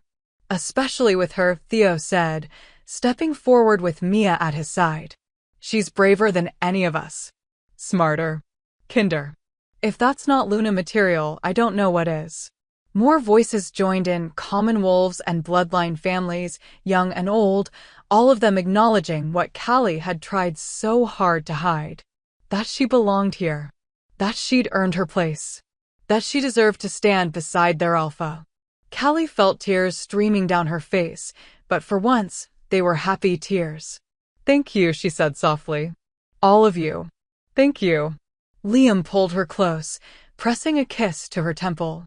See, he murmured. I told you they'd come around. You're still insane, she said, but she was smiling. And you're still mine. Dawn broke over Blackthorn territory with a kind of golden light that felt like benediction. The wounded had been treated. The dead 17 Blackthorn wolves who'd given their lives defending their home had been honored. The battlefield had been cleared and preparations for the parley were underway. Callie stood at the eastern border with Liam, watching as representatives from Ironwood and Shadowpine approached under white flags of truce. Nervous? Liam asked quietly. Terrified, she admitted. I've never done anything like this before. Neither have I. Not as a mated alpha. His fingers squeezed hers. But we'll figure it out. Together. Together. That word was becoming her favorite. The Ironwood alpha was a woman in her 40s named Olivia, scarred, stern, but with intelligent eyes that assessed Liam with grudging respect. Alpha Blackthorn, she said formally. We come to discuss terms of our miscalculation last night. You mean your unprovoked invasion of my territory, Liam corrected mildly. Let's call it what it was. Olivia's jaw tightened. Yes, that? We acted on information that proved inaccurate. We were told Blackthorn was fractured, leaderless, ripe for claiming. Clearly, we were mistaken. Who told you? Callie asked before she could stop herself. Olivia's eyes flicked to her, surprise registering. The mate speaks? The mate has a name, Liam said coldly. And she asked you a question. Answer it. After a tense moment, Olivia nodded. We received anonymous communication 3 days ago. Detailed intelligence about the Chalice destruction, pack instability, internal conflict. It was persuasive. And we needed the territory. Our pack has been growing, and Blackthorn borders are rich in resources. Morgan, Callie breathed. She didn't just want me dead. She wanted the entire pack destroyed if the truth came out. A backup plan to ensure the old ways could never be challenged. The realization settled over them like ice water. Morgan hadn't just been trying to preserve tradition. She'd been willing to orchestrate the complete annihilation of the pack. She claimed to serve rather than allow change. Well, Liam said after a long moment. She failed. The pack survived. The truth is out. And now we rebuild. He focused on Olivia. Here are my terms. You withdraw all claims to Blackthorn territory. You acknowledge our sovereignty. And in exchange, I won't demand blood price for the wolves you killed last night. Generous, Olivia said carefully. Almost too generous. What's the catch? No catch. Just a condition. Liam's expression was serious. 6 months from now, I'm hosting a summit. Every pack in the region. We're going to discuss new frameworks for interpack relations. New laws. New ways of handling disputes that don't involve throwing our wolves at each other until one side breaks. You'll attend. Both of you. The Shadowpine Alpha, a younger male named Zach who'd been silent until now, spoke up. And if we refuse? Then I'll consider it a declaration of continued hostility, Liam said simply. And I'll respond accordingly. But I'd rather have allies than enemies. Rather build something new than just defend the old. Your choice. Olivia and Zach exchanged glances. Some silent communication passed between them. We'll attend your summit, Olivia finally said. And Alpha? For what it's worth, what you did last night, protecting your mate, that was Alpha behavior we can respect. Traditional or not. After they departed, Callie turned to Liam with wide eyes. A summit, she said. You're really going to try to change how all the packs interact? We're going to try, he corrected. You and me. Partners in this insanity. I'm a temple attendant, Liam. I don't know anything about interpack politics or... You know about justice, he cut her off gently. About courage. About standing up for what's right even when it costs everything. That's exactly what we need. Callie looked out at the territory she'd called home for 20 years. At the pack that had saved her, that she'd tried to save in return, that had somehow survived the impossible. Okay, she said softly. Let's build something new. Liam's smile was brilliant as sunrise. Together. Together. And when he kissed her there at the border, with dawn breaking over hard-won peace and the promise of change hanging in the air like morning mist, Callie finally let herself believe that she deserved this. That they could actually pull this off. That maybe, impossibly, this broken pack could heal into something stronger than it had ever been. Together. Yes! They survived. They're mates. Everything is perfect, right? Right? Drop a comment and tell me what you think happens next, because we still have 2 more parts and I promise you this story isn't over yet. Subscribe so you don't miss the ending. 3 days after the battle, Morgan requested an audience with the Alpha. The request came through official channels, a formal petition delivered by guards, written in the Elder's precise handwriting. She wasn't demanding, wasn't bargaining, just asking for a conversation before her trial began. Liam stood in his office, the petition in his hands, his expression unreadable. It could be a trap, Marcus said from his position by the door. Some last attempt to manipulate the situation. She's in a silver-lined cell under constant guard, Ethan countered. What could she possibly do? She orchestrated an invasion with 3 packs using nothing but anonymous letters, Callie said quietly from where she sat reviewing trial documents. Never underestimate what she's capable of with just words. Liam looked at her, and something passed between them, that silent communication that had been growing stronger since they'd acknowledged the mate bond. You think I should hear her out? He asked. I think she won't go to trial quietly, Callie said. She'll have something planned. Some final card to play. Better to face it on our terms than have it surprise us in front of the entire pack. Liam nodded slowly. Marcus, Ethan, you're with me. Callie is also coming, she finished firmly. She tried to have me killed multiple times. I deserve to face her. For a moment, Liam looked like he wanted to argue. Then his expression softened into something that might have been pride. Together, he said. Together, she agreed. The holding cells beneath the Alpha estate were ancient, carved from living stone, reinforced with silver and mountain ash, designed to hold even the most powerful wolves. Morgan's cell was the most secure, its walls inscribed with runes that suppressed shifting and dampened supernatural strength. She looked smaller somehow, stripped of her elder robes and ceremonial authority. Just an old woman in simple gray clothing, her silver hair loose around her shoulders. But her eyes, those ancient, calculating eyes, were as sharp as ever. Alpha, she said when Liam appeared at the cell door. Thank you for seeing me. You have 5 minutes, Liam said coldly. Speak. Morgan's gaze shifted to Callie, and something that might have been regret flickered across her face. The temple girl. How fitting that you're here too. My name is Callie, she said quietly. And I've been here for 20 years. You could have learned it. I knew your name, child. Morgan sighed, sounding suddenly tired. I knew everything about you. The orphan with no past. The girl who cleaned floors and asked no questions. The perfect invisible servant. She paused. Until you weren't. Why did you do it? Callie demanded, stepping closer to the bars. The chalice, the assassination attempts, the invasion, why? What could possibly be worth destroying your own pack? I wasn't trying to destroy it, Morgan said sharply. I was trying to save it. From idealistic fools who think strength and fairness can coexist. From wolves who'd tear down 3 centuries of careful structure because their feelings are hurt. From change that would make us weak and vulnerable and free, Liam cut her off. You were trying to save us from being free. From choosing our own paths. From questioning whether the old ways actually served us or just served the ruling bloodlines. Morgan's laugh was bitter. Freedom. Such a pretty word. Do you know what freedom gets you, Alpha? Chaos. Conflict. Packs turning on themselves because everyone thinks their opinion matters equally. Democracy is a beautiful dream right up until you realize that most wolves are too stupid, too short-sighted, too selfish to make good decisions. So you made decisions for them, Callie said. Decided that stealing their strength was acceptable.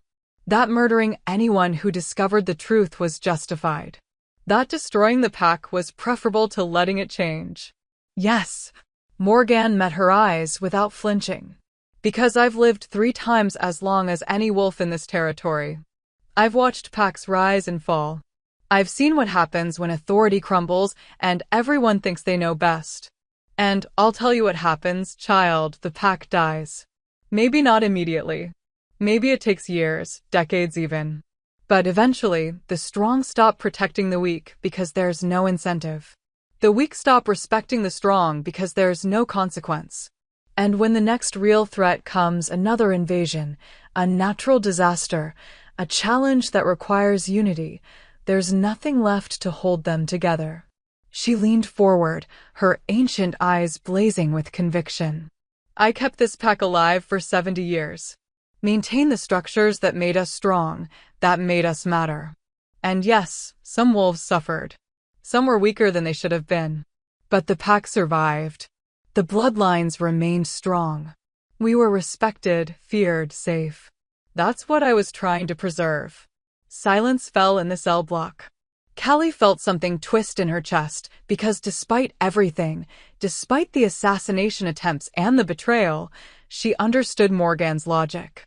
Could see how a wolf who'd lived through genuine threats to pack survival might convince herself that any price was acceptable to prevent that. But understanding wasn't the same as agreeing. You're right, Liam said finally, his voice carefully neutral. The old ways made us strong. Made us feared. Made us safe through stolen power and unquestioned authority.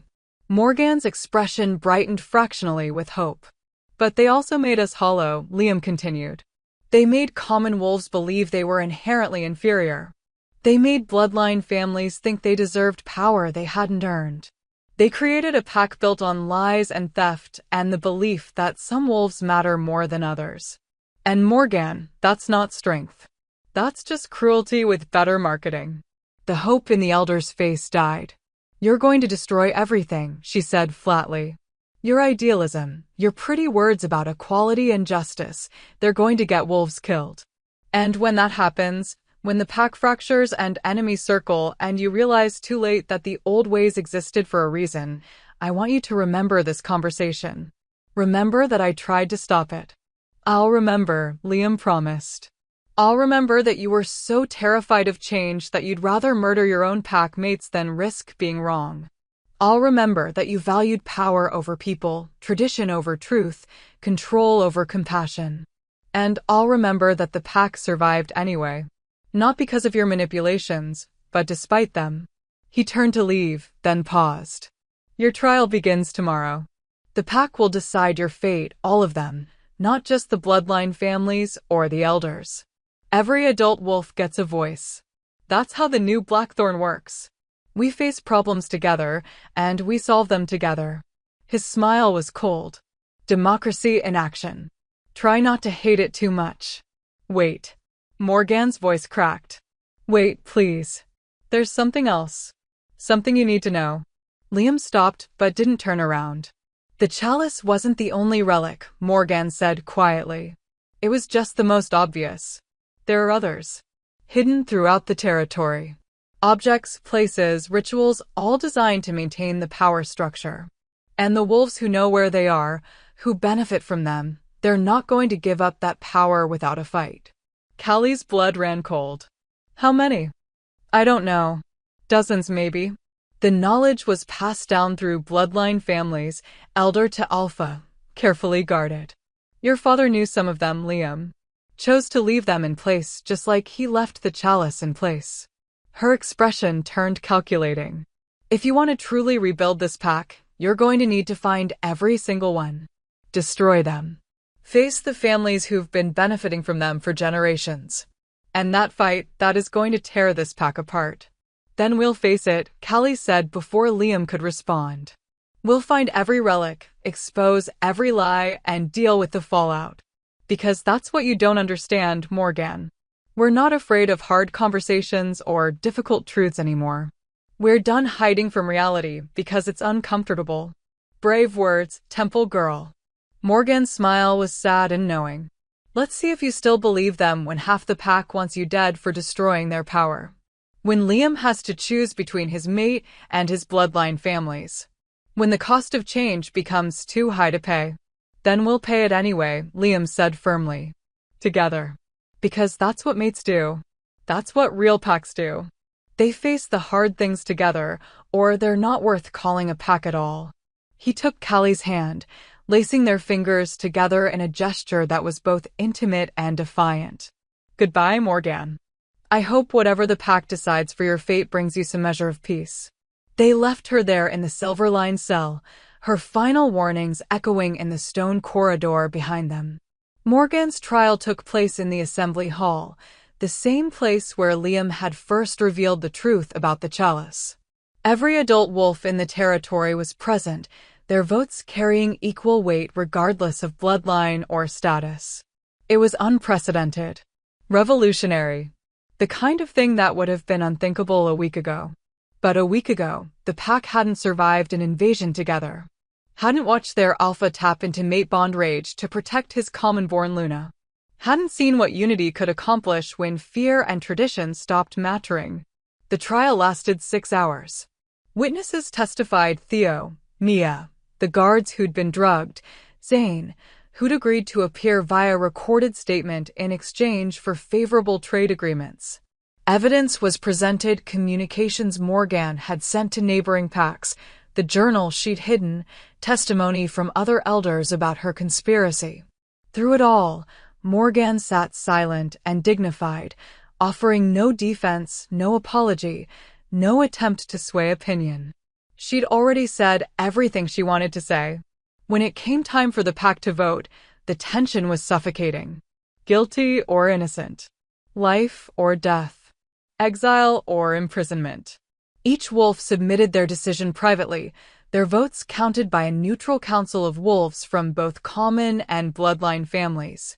Callie stood beside Liam at the front of the hall, her hand in his, and tried to breathe normally. Whatever they decide, she whispered, we accept it. No interference. No alpha commands. This has to be their choice. Even if they choose death? Liam asked quietly. Even then, the pack has to learn that justice isn't just about revenge. It's about consequences and accountability and making choices we can live with. Finally, Elder Aaron stepped forward with the results. The vote has been counted, he announced, his voice grave. By a margin of 212 to 87, the pack finds Elder Morgan guilty of conspiracy to commit murder, treason against the Alpha, and endangering pack security. Morgan didn't react. Just sat there with her head high, accepting the verdict with the same cold dignity she'd maintained throughout.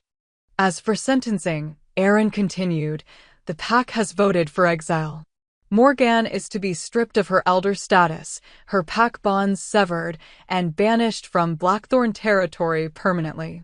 She has until sunset to gather her belongings and leave. Any attempt to return will be met with immediate execution. Exile. Not death. Not imprisonment. But removal from the only home Morgan had known for over a century. In some ways, it was crueler than execution. Morgan stood slowly, her ancient bones protesting. She looked at Liam with an expression that was impossible to read. "You've changed them," she said quietly. "Made them believe mercy and justice can coexist." "I hope you're right, Alpha." "I truly do. Because if you're wrong, if this idealism costs Pack lives, that blood will be on your hands forever." "I know," Liam said simply. "And I'll carry that weight. Just like you carried the weight of 3 centuries of theft. The difference is I'm willing to admit when I'm wrong and change course. You never were." Morgan smiled, small, sad, and strangely respectful. "Perhaps," she acknowledged. "We'll see." She turned to Kelly. "And you, Temple Girl. You broke the chalice. Started this entire cascade. Does it feel like victory?" Kelly met the elder's eyes steadily. "It feels like responsibility, which is scarier than victory. But at least it's honest." "Honest." Morgan tested the word like it was foreign. "Yes. I suppose you've made this pack honest. Whether that's enough to keep them alive remains to be seen." Then she turned and walked from the hall, her back straight, her head high, leaving behind 70 years of service and a pack that had chosen to evolve beyond her. The hall erupted in conversation the moment she was gone, wolves discussing, arguing, processing what had just happened. Liam pulled Callie close, pressing a kiss to her temple. "One threat down," he murmured. "How many more to go?" "However many it takes," she said. "We'll handle them. Together." That night, Liam called a smaller meeting, just the new council, a group of wolves chosen from all segments of the pack to help guide the transition. They met in the Alpha's private conference room, and the diversity of the group would have been unthinkable a week ago. Bloodline wolves sat beside commonborn. Warriors mixed with healers, scholars, tradespeople. Young and old, all of them united by a single purpose. Rebuilding. "Morgan told me something before the trial," Liam said, addressing the assembled wolves. "There are other relics. Other objects and rituals designed to maintain the old power structure. We need to find them all." "How?" Kara asked practically. "If the knowledge was guarded by bloodline families, they're not going to just hand over that information." "Then we search," Nathan said firmly. "Every sacred site, every old ceremony, every tradition that doesn't make sense. We document everything, test everything, and root out any remaining theft." "Some families won't like that," Marcus warned. "They'll see it as persecution, as punishment for their ancestors' crimes. Then they'll have to be uncomfortable," Callie said quietly. All eyes turned to her. "Because the alternative is letting stolen power continue. And if this pack is going to heal, really heal, we can't leave any wounds unaddressed." "Agreed," said Olivia, not the Ironwood Alpha, but a common-born wolf who'd been elected to the council specifically for her tactical mind. "But we need to be smart about this. Make it voluntary at first. Ask bloodline families to come forward to help us identify and remove these relics. Offer amnesty for cooperation. Consequences for concealment. A truth and reconciliation process," Liam said thoughtfully. "I like it. Aaron, can you draft a formal proposal?" The elder nodded. By morning, they talked for hours, planning, strategizing, building the framework for a pack that would look nothing like what had come before. And through it all, Callie sat beside Liam, offering ideas, challenging assumptions, helping shape a future she'd never imagined she'd be part of. When the meeting finally ended and they were alone, Liam pulled her into his arms. "Tired?" he asked. "Exhausted," she admitted. Terrified. Overwhelmed. But also she paused, searching for the right word. "Hopeful. Is that stupid?" "It's perfect." He kissed her softly. "You're perfect." "Have I mentioned that today?" "Only about a dozen times."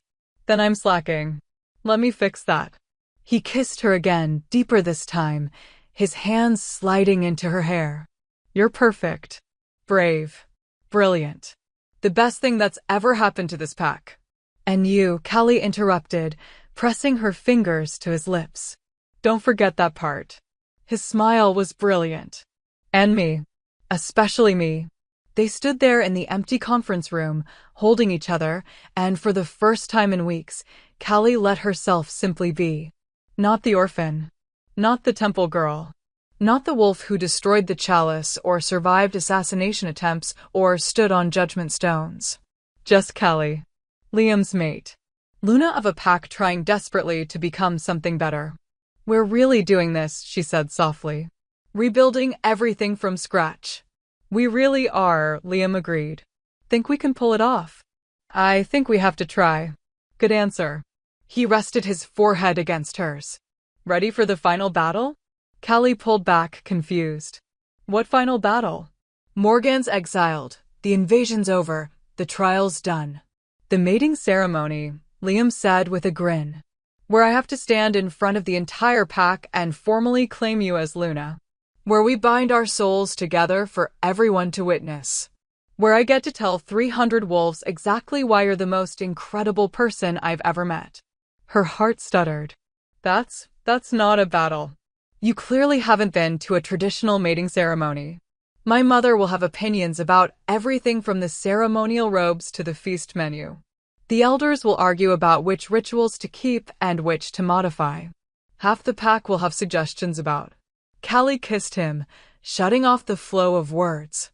When she pulled back, his eyes were glazed and happy. Let them argue, she said. Let them have opinions. As long as at the end of it, I get to call you mine and you get to call me yours, nothing else matters. Liam's smile could have lit the entire territory. Deal, he said. But I'm warning you, my mother is very opinionated. I survived assassination attempts and an invasion. I think I can handle your mother. That's my girl. And as they left the conference room hand in hand, heading toward whatever came next, Callie realized something profound. She wasn't afraid anymore. Not of the future, not of change, not of standing in the light after spending 20 years in the shadows. Because she finally understood what Liam had been trying to tell her all along. She didn't have to face anything alone. Together was so much stronger. 6 months later, the summit grounds had been transformed.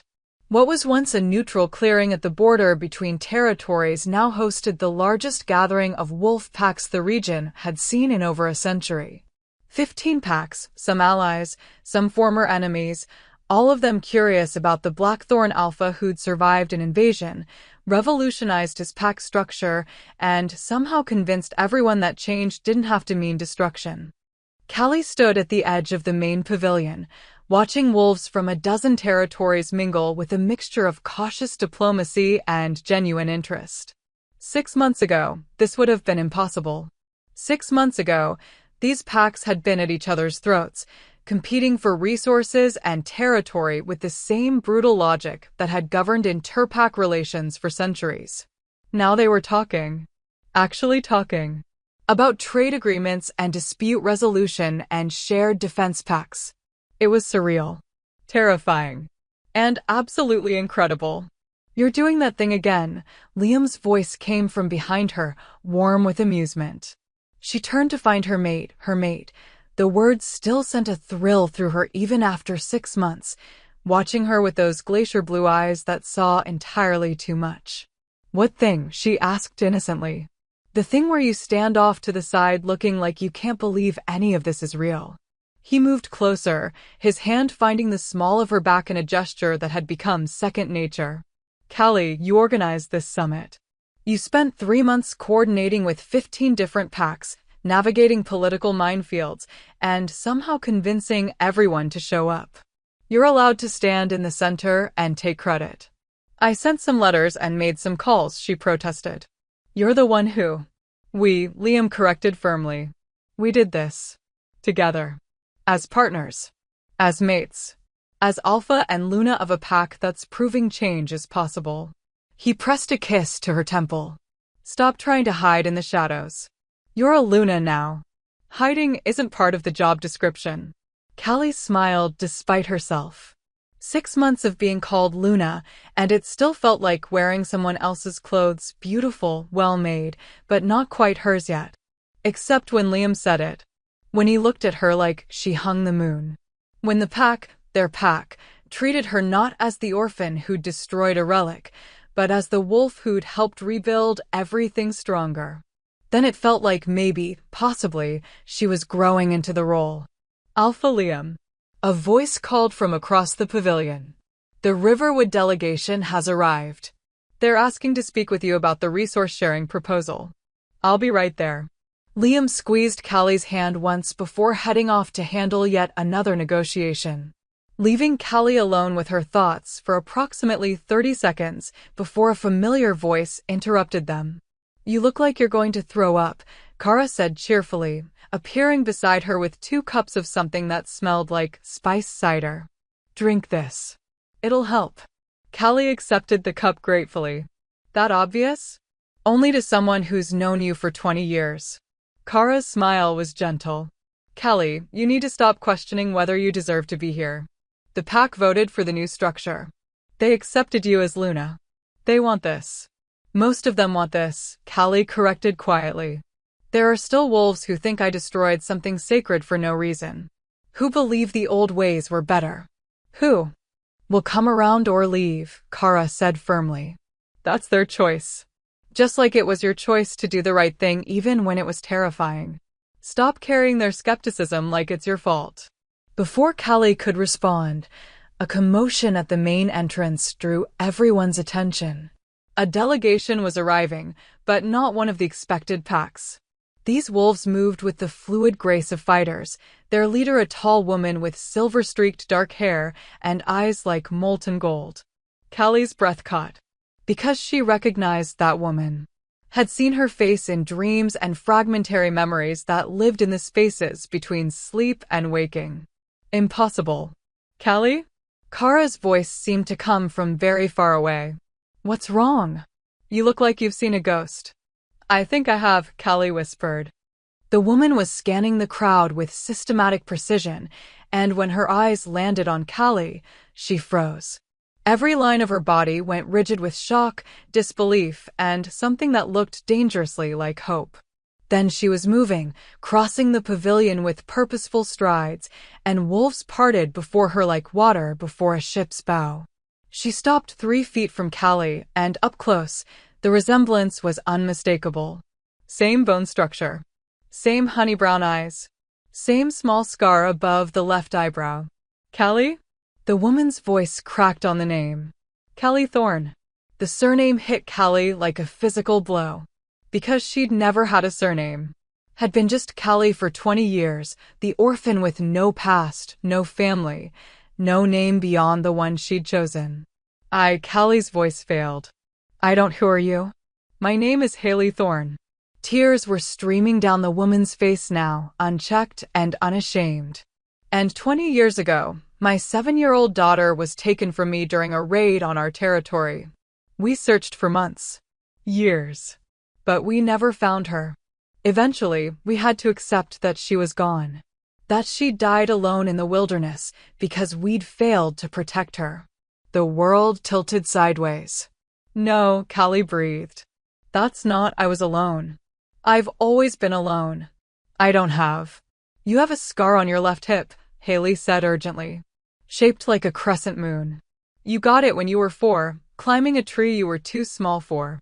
And you have a birthmark on your right shoulder blade that looks like 3 stars in a row. And when you were little, you used to sing this song. She hummed a few notes of a melody Callie didn't consciously remember, but that resonated somewhere deep in her soul. Your father taught it to you. He said it was the song the moon goddess sang when she created wolves. Callie's knees buckled. Kara caught her, lowering her gently to sit on a nearby bench, while the entire summit seemed to hold its collective breath. I don't remember, Callie said, but her voice was shaking. I don't remember parents or a home or... Trauma can do that, Haley said gently, crouching in front of her.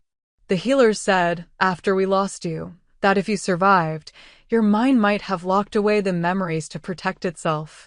7 years old, alone in the wild, terrified, her voice broke. Baby, I am so sorry. Sorry we couldn't find you. Sorry you spent 20 years thinking you were alone. Sorry you had to survive without us.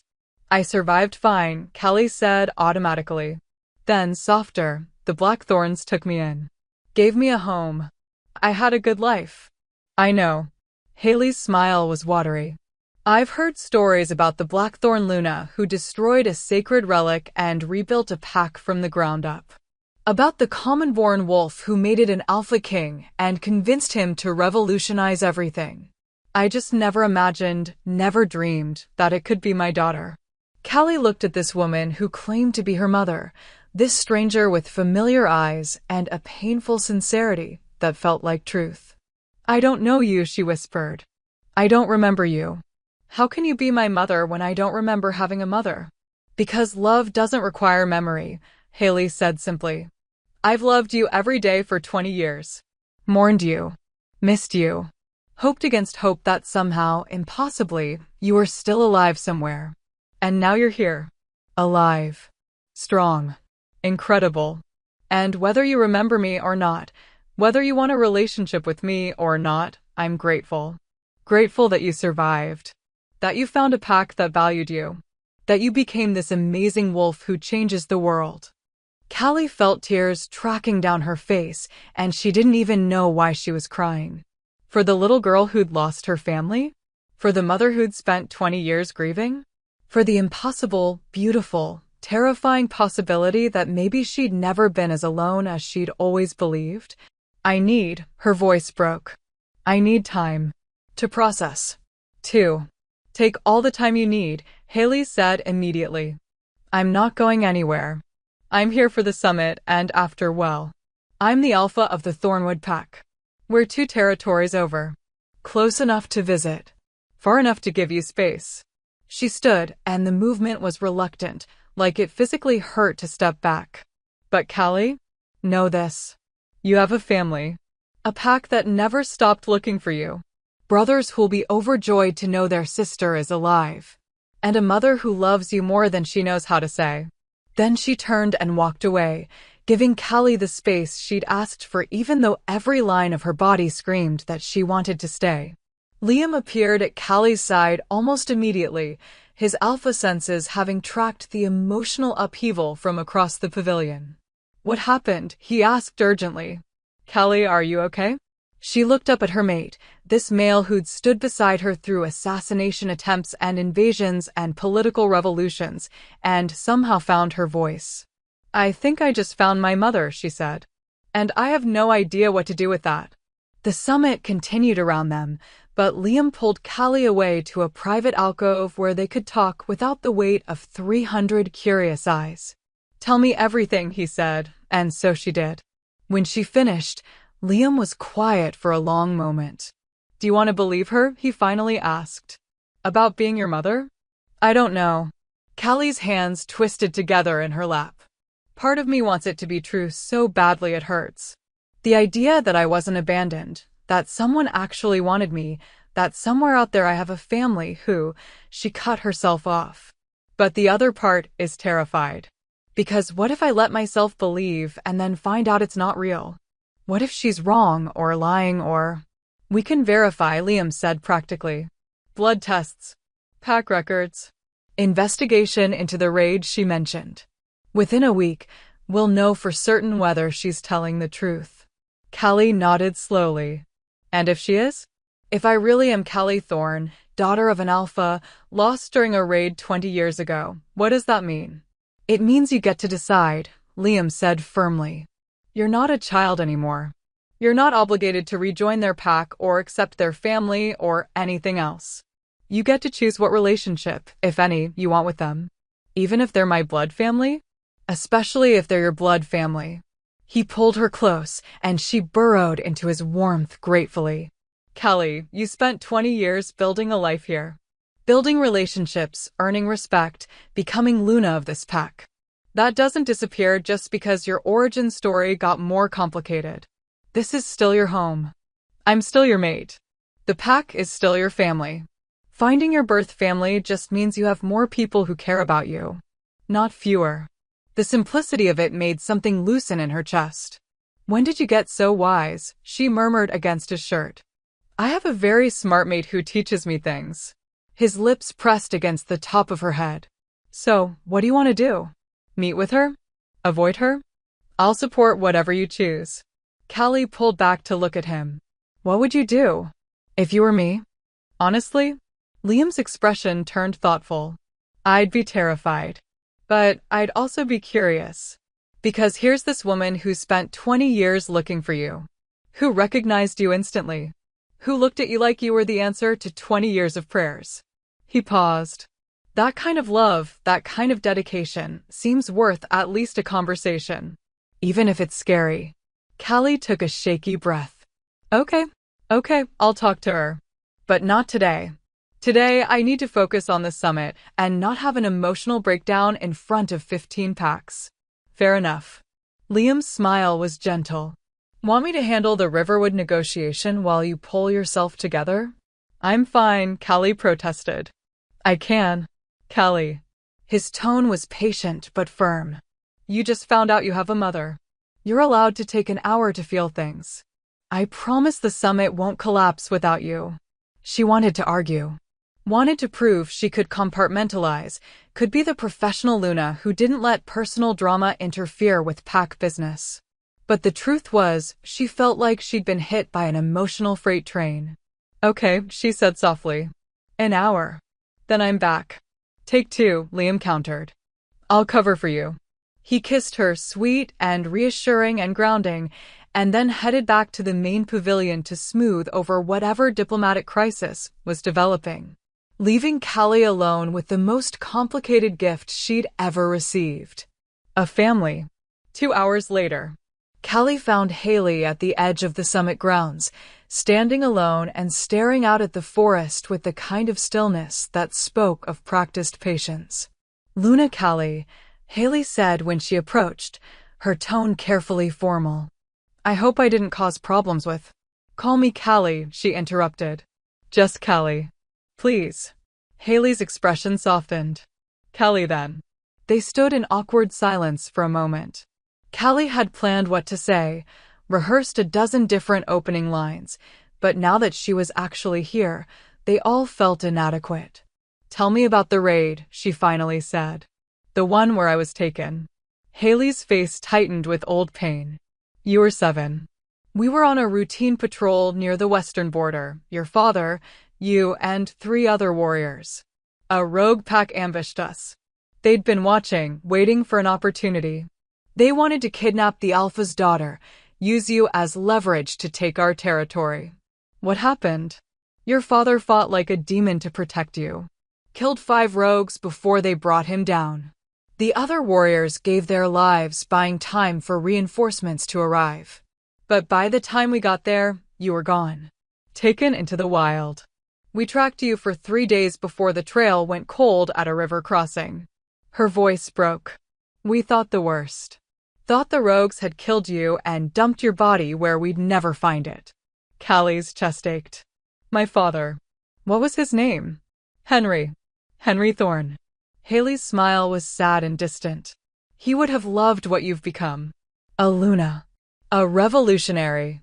Everything he believed in: justice, courage, standing up for what's right even when it's hard. You embody all of it. I don't remember him, Callie whispered. I don't remember any of it. The raid, the rogues, being taken, it's all just blank. I know. Haley's hand reached out, then hesitated, clearly unsure if touch was welcome. And I don't expect you to magically remember because I show up claiming to be your mother. But Callie, whether you remember or not, we're your family. You have 2 younger brothers who've grown up hearing stories about their brave older sister. You have a pack that never stopped hoping. And you have a mother who, her voice cracked, who would very much like the chance to know the incredible woman her daughter became. Callie studied this woman, this stranger with familiar eyes who'd spent 20 years grieving a child who'd actually survived. She should have felt something immediate. Some instant recognition, some cellular-level certainty that this was her mother. Instead, she felt complicated. I need you to understand something, Callie said carefully. I'm not the daughter you lost. That 7-year-old girl, whoever she was, didn't survive those days alone in the wild. I survived. And I'm different. Changed. I don't know if I can be the daughter you remember. I don't want the daughter I remember, Haley said immediately. I want to know the daughter who exists now. The one who breaks unjust systems and mates alpha kings and organizes impossible summits. The one who survived when she should have died and became someone extraordinary. She paused. I'm not asking you to be anyone except who you already are. Something in Callie's chest cracked open. I'm scared, she admitted. Scared to believe. Scared to hope. Scared that if I let myself want this, it'll turn out to be wrong or temporary or… Callie. Haley's hand finally made contact, resting gently on her shoulder. I spent 20 years believing my daughter was dead. Every day was grief. Every milestone, birthdays, ceremonies, watching your brothers grow, was shadowed by your absence. And now you're here. Alive. And I get a second chance I never thought possible. So I'm not going anywhere. Whether you want me in your life immediately or need 5 years to decide, I'm not going anywhere. The certainty in her voice, the absolute, unshakable conviction, made something finally break loose in Callie's chest. She stepped forward, tentative and terrified, and let herself be hugged by this woman who might be her mother. Haley's arms came around her immediately, and the embrace was careful, reverent, like Callie might shatter if held too tightly. But beneath the caution was strength. Warmth. A sense of home that Callie couldn't remember, but somehow recognized anyway. We'll figure this out, Haley whispered. Whatever it looks like. However long it takes. We'll figure it out together. Together, Callie echoed, and the word that had become her mantra with Liam suddenly expanded to include even more people. More family. More love. More reasons to believe that maybe, impossibly, she really did deserve all of this. 3 months later. The Blackthorn territory looked different these days. Not just physically, though the new council hall and the modified temple reflected the changing values, but spiritually. There was an energy in the air that hadn't existed before. Hope, maybe. Or possibility. Or just the simple knowledge that change was hard but worth it. Callie stood on the balcony of the Alpha estate, watching the sun set over land she'd called home for 20 years. Tomorrow, she'd be traveling to Thornwood territory for her first extended visit. Meeting her brothers, Aaron and Eli, who'd been 3 and 1 when she was taken. Seeing the home she couldn't remember. Beginning the slow, complicated process of rebuilding family relationships that had been severed by violence and time. It was terrifying. But Liam would be with her. And Kara, who'd volunteered to come along for moral support. And the knowledge that, even if it was awkward or painful or impossibly difficult, she had people who loved her regardless. There you are, Liam's voice came from behind her, and then his arms were wrapping around her waist, pulling her back against his chest. I've been looking for you. Just thinking, she said, leaning into his warmth. About tomorrow? About everything. She turned in his arms to face him. A year ago, I was cleaning temples and trying desperately not to be noticed. Now I'm Luna of a pack that's revolutionizing wolf society, organizing regional summits, and about to reconnect with a family I didn't know existed. It's surreal. Surreal in a good way or a terrifying way? Both. She smiled. Definitely both. Liam's expression turned serious. You know you don't have to go tomorrow if you're not ready. We can postpone, give you more time. No, Callie's interruption was firm. I need to do this. Need to face my past, or at least try to understand it. Because you were right, that kind of dedication, that kind of love, it deserves acknowledgement. Even if I don't remember it. For the record, Liam said, pressing a kiss to her forehead, I'm incredibly proud of you. For everything you've accomplished. Everything you've survived. Everything you've become. Callie corrected. Everything we've accomplished.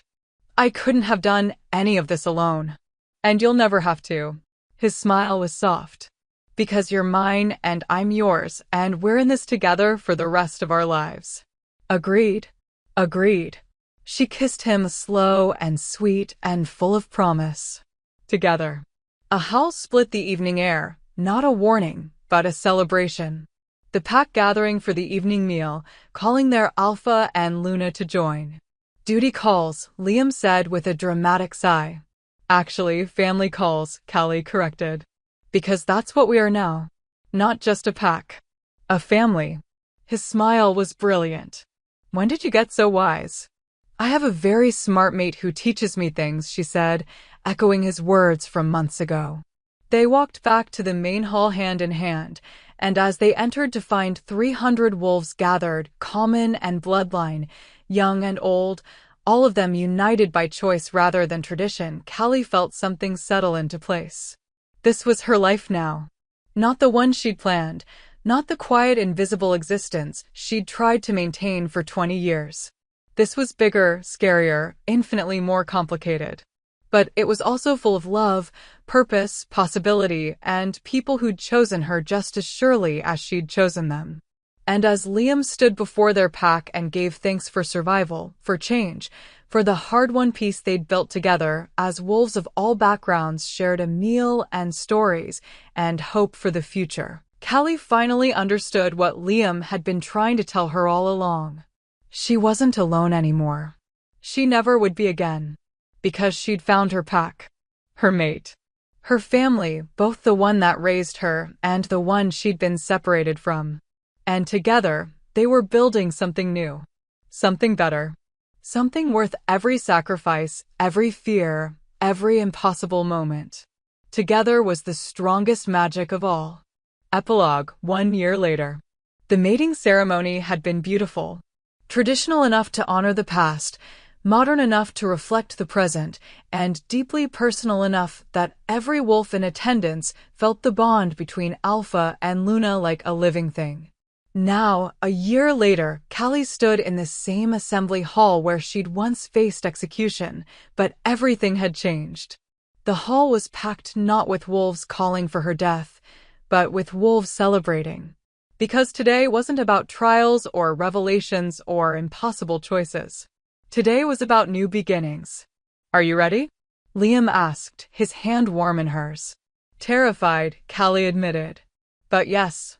Elder Charlotte, one of the few elders who'd survived the political restructuring with her position intact, stepped forward. Wolves of Blackthorn, she announced, her ancient voice carrying easily. Today we celebrate not just survival, but transformation. 1 year ago, this pack nearly tore itself apart. Today, we're stronger than we've ever been. And that strength, that unity, has borne fruit. She gestured to Callie, who stepped forward with her heart pounding. I have an announcement, Callie said, her voice steadier than she felt. 3 months ago, Liam and I learned something wonderful. Something that will change our family and, we hope, help shape the future of this pack. She looked at Liam, who nodded encouragingly. I'm pregnant, she said simply. The heir to Blackthorn will be born in 5 months. A child of Alpha and Luna bloodlines. A child born into a pack that values justice over tradition, unity over division, love over power. The hall erupted. Cheers, howls, celebration that shook the ancient stones. Because a baby, especially the Alpha's baby, was a symbol. A promise that the pack would continue. That they had a future worth building. But more than that, this baby represented something revolutionary. The first heir born to a common wolf Luna and a bloodline Alpha. The first child who would grow up in a pack where strength wasn't stolen but earned. Where every wolf had a voice, every family had value, every individual mattered. The first heir of the new Blackthorn. Haley was in the crowd. She'd become a regular visitor, slowly building a relationship with the daughter she'd thought lost forever. Now she was crying openly, her joy evident. Kara was laughing and hugging Nathan, who she'd been courting for the past 6 months. Theo and Mia stood together, both of them having found purpose in the new council structure. Even Marcus, who'd struggled initially with the changes, but had eventually come around, was grinning. And Liam. Liam looked at Callie like she'd given him the moon, the stars, and every impossible dream he'd never let himself want. We did it, he whispered, pulling her close. We survived. We rebuilt. And now we get to raise a child in the pack we created. A pack that's better, stronger, more just. We did it, Callie agreed, pressing her hand to her still flat stomach where new life was growing. Together. Together, Liam repeated. And when he kissed her, the pack's celebration swelled around them like a blessing. Because this was their story. The orphan and the alpha. The temple girl who broke a sacred relic and the king who chose truth over power. The mates who rebuilt a broken pack and created something new from the ashes. This was their happily ever after, not perfect, not easy, but theirs. And it was exactly what they'd fought for. Exactly what they deserved. Together. Oh my heart. What an incredible journey. From execution stones to Luna, from lies to truth, from alone to together, Callie and Liam gave us everything. Drop a comment below and tell me your favorite moment from this story. And if you love this tale of werewolf shifter romance, revolution, and redemption, please hit that subscribe button. I have so many more stories to share with you, and I don't want you to miss a single one. Where are you watching from? What part of the story hit you the hardest? Let's celebrate this amazing couple in the comments. Thank you for being here, for reading this entire journey with me, and for being the absolute best audience a storyteller could ask for. You're incredible, and I'll see you in the next story. Until then, may your own journeys be filled with courage, love, and wolves who choose truth over tradition.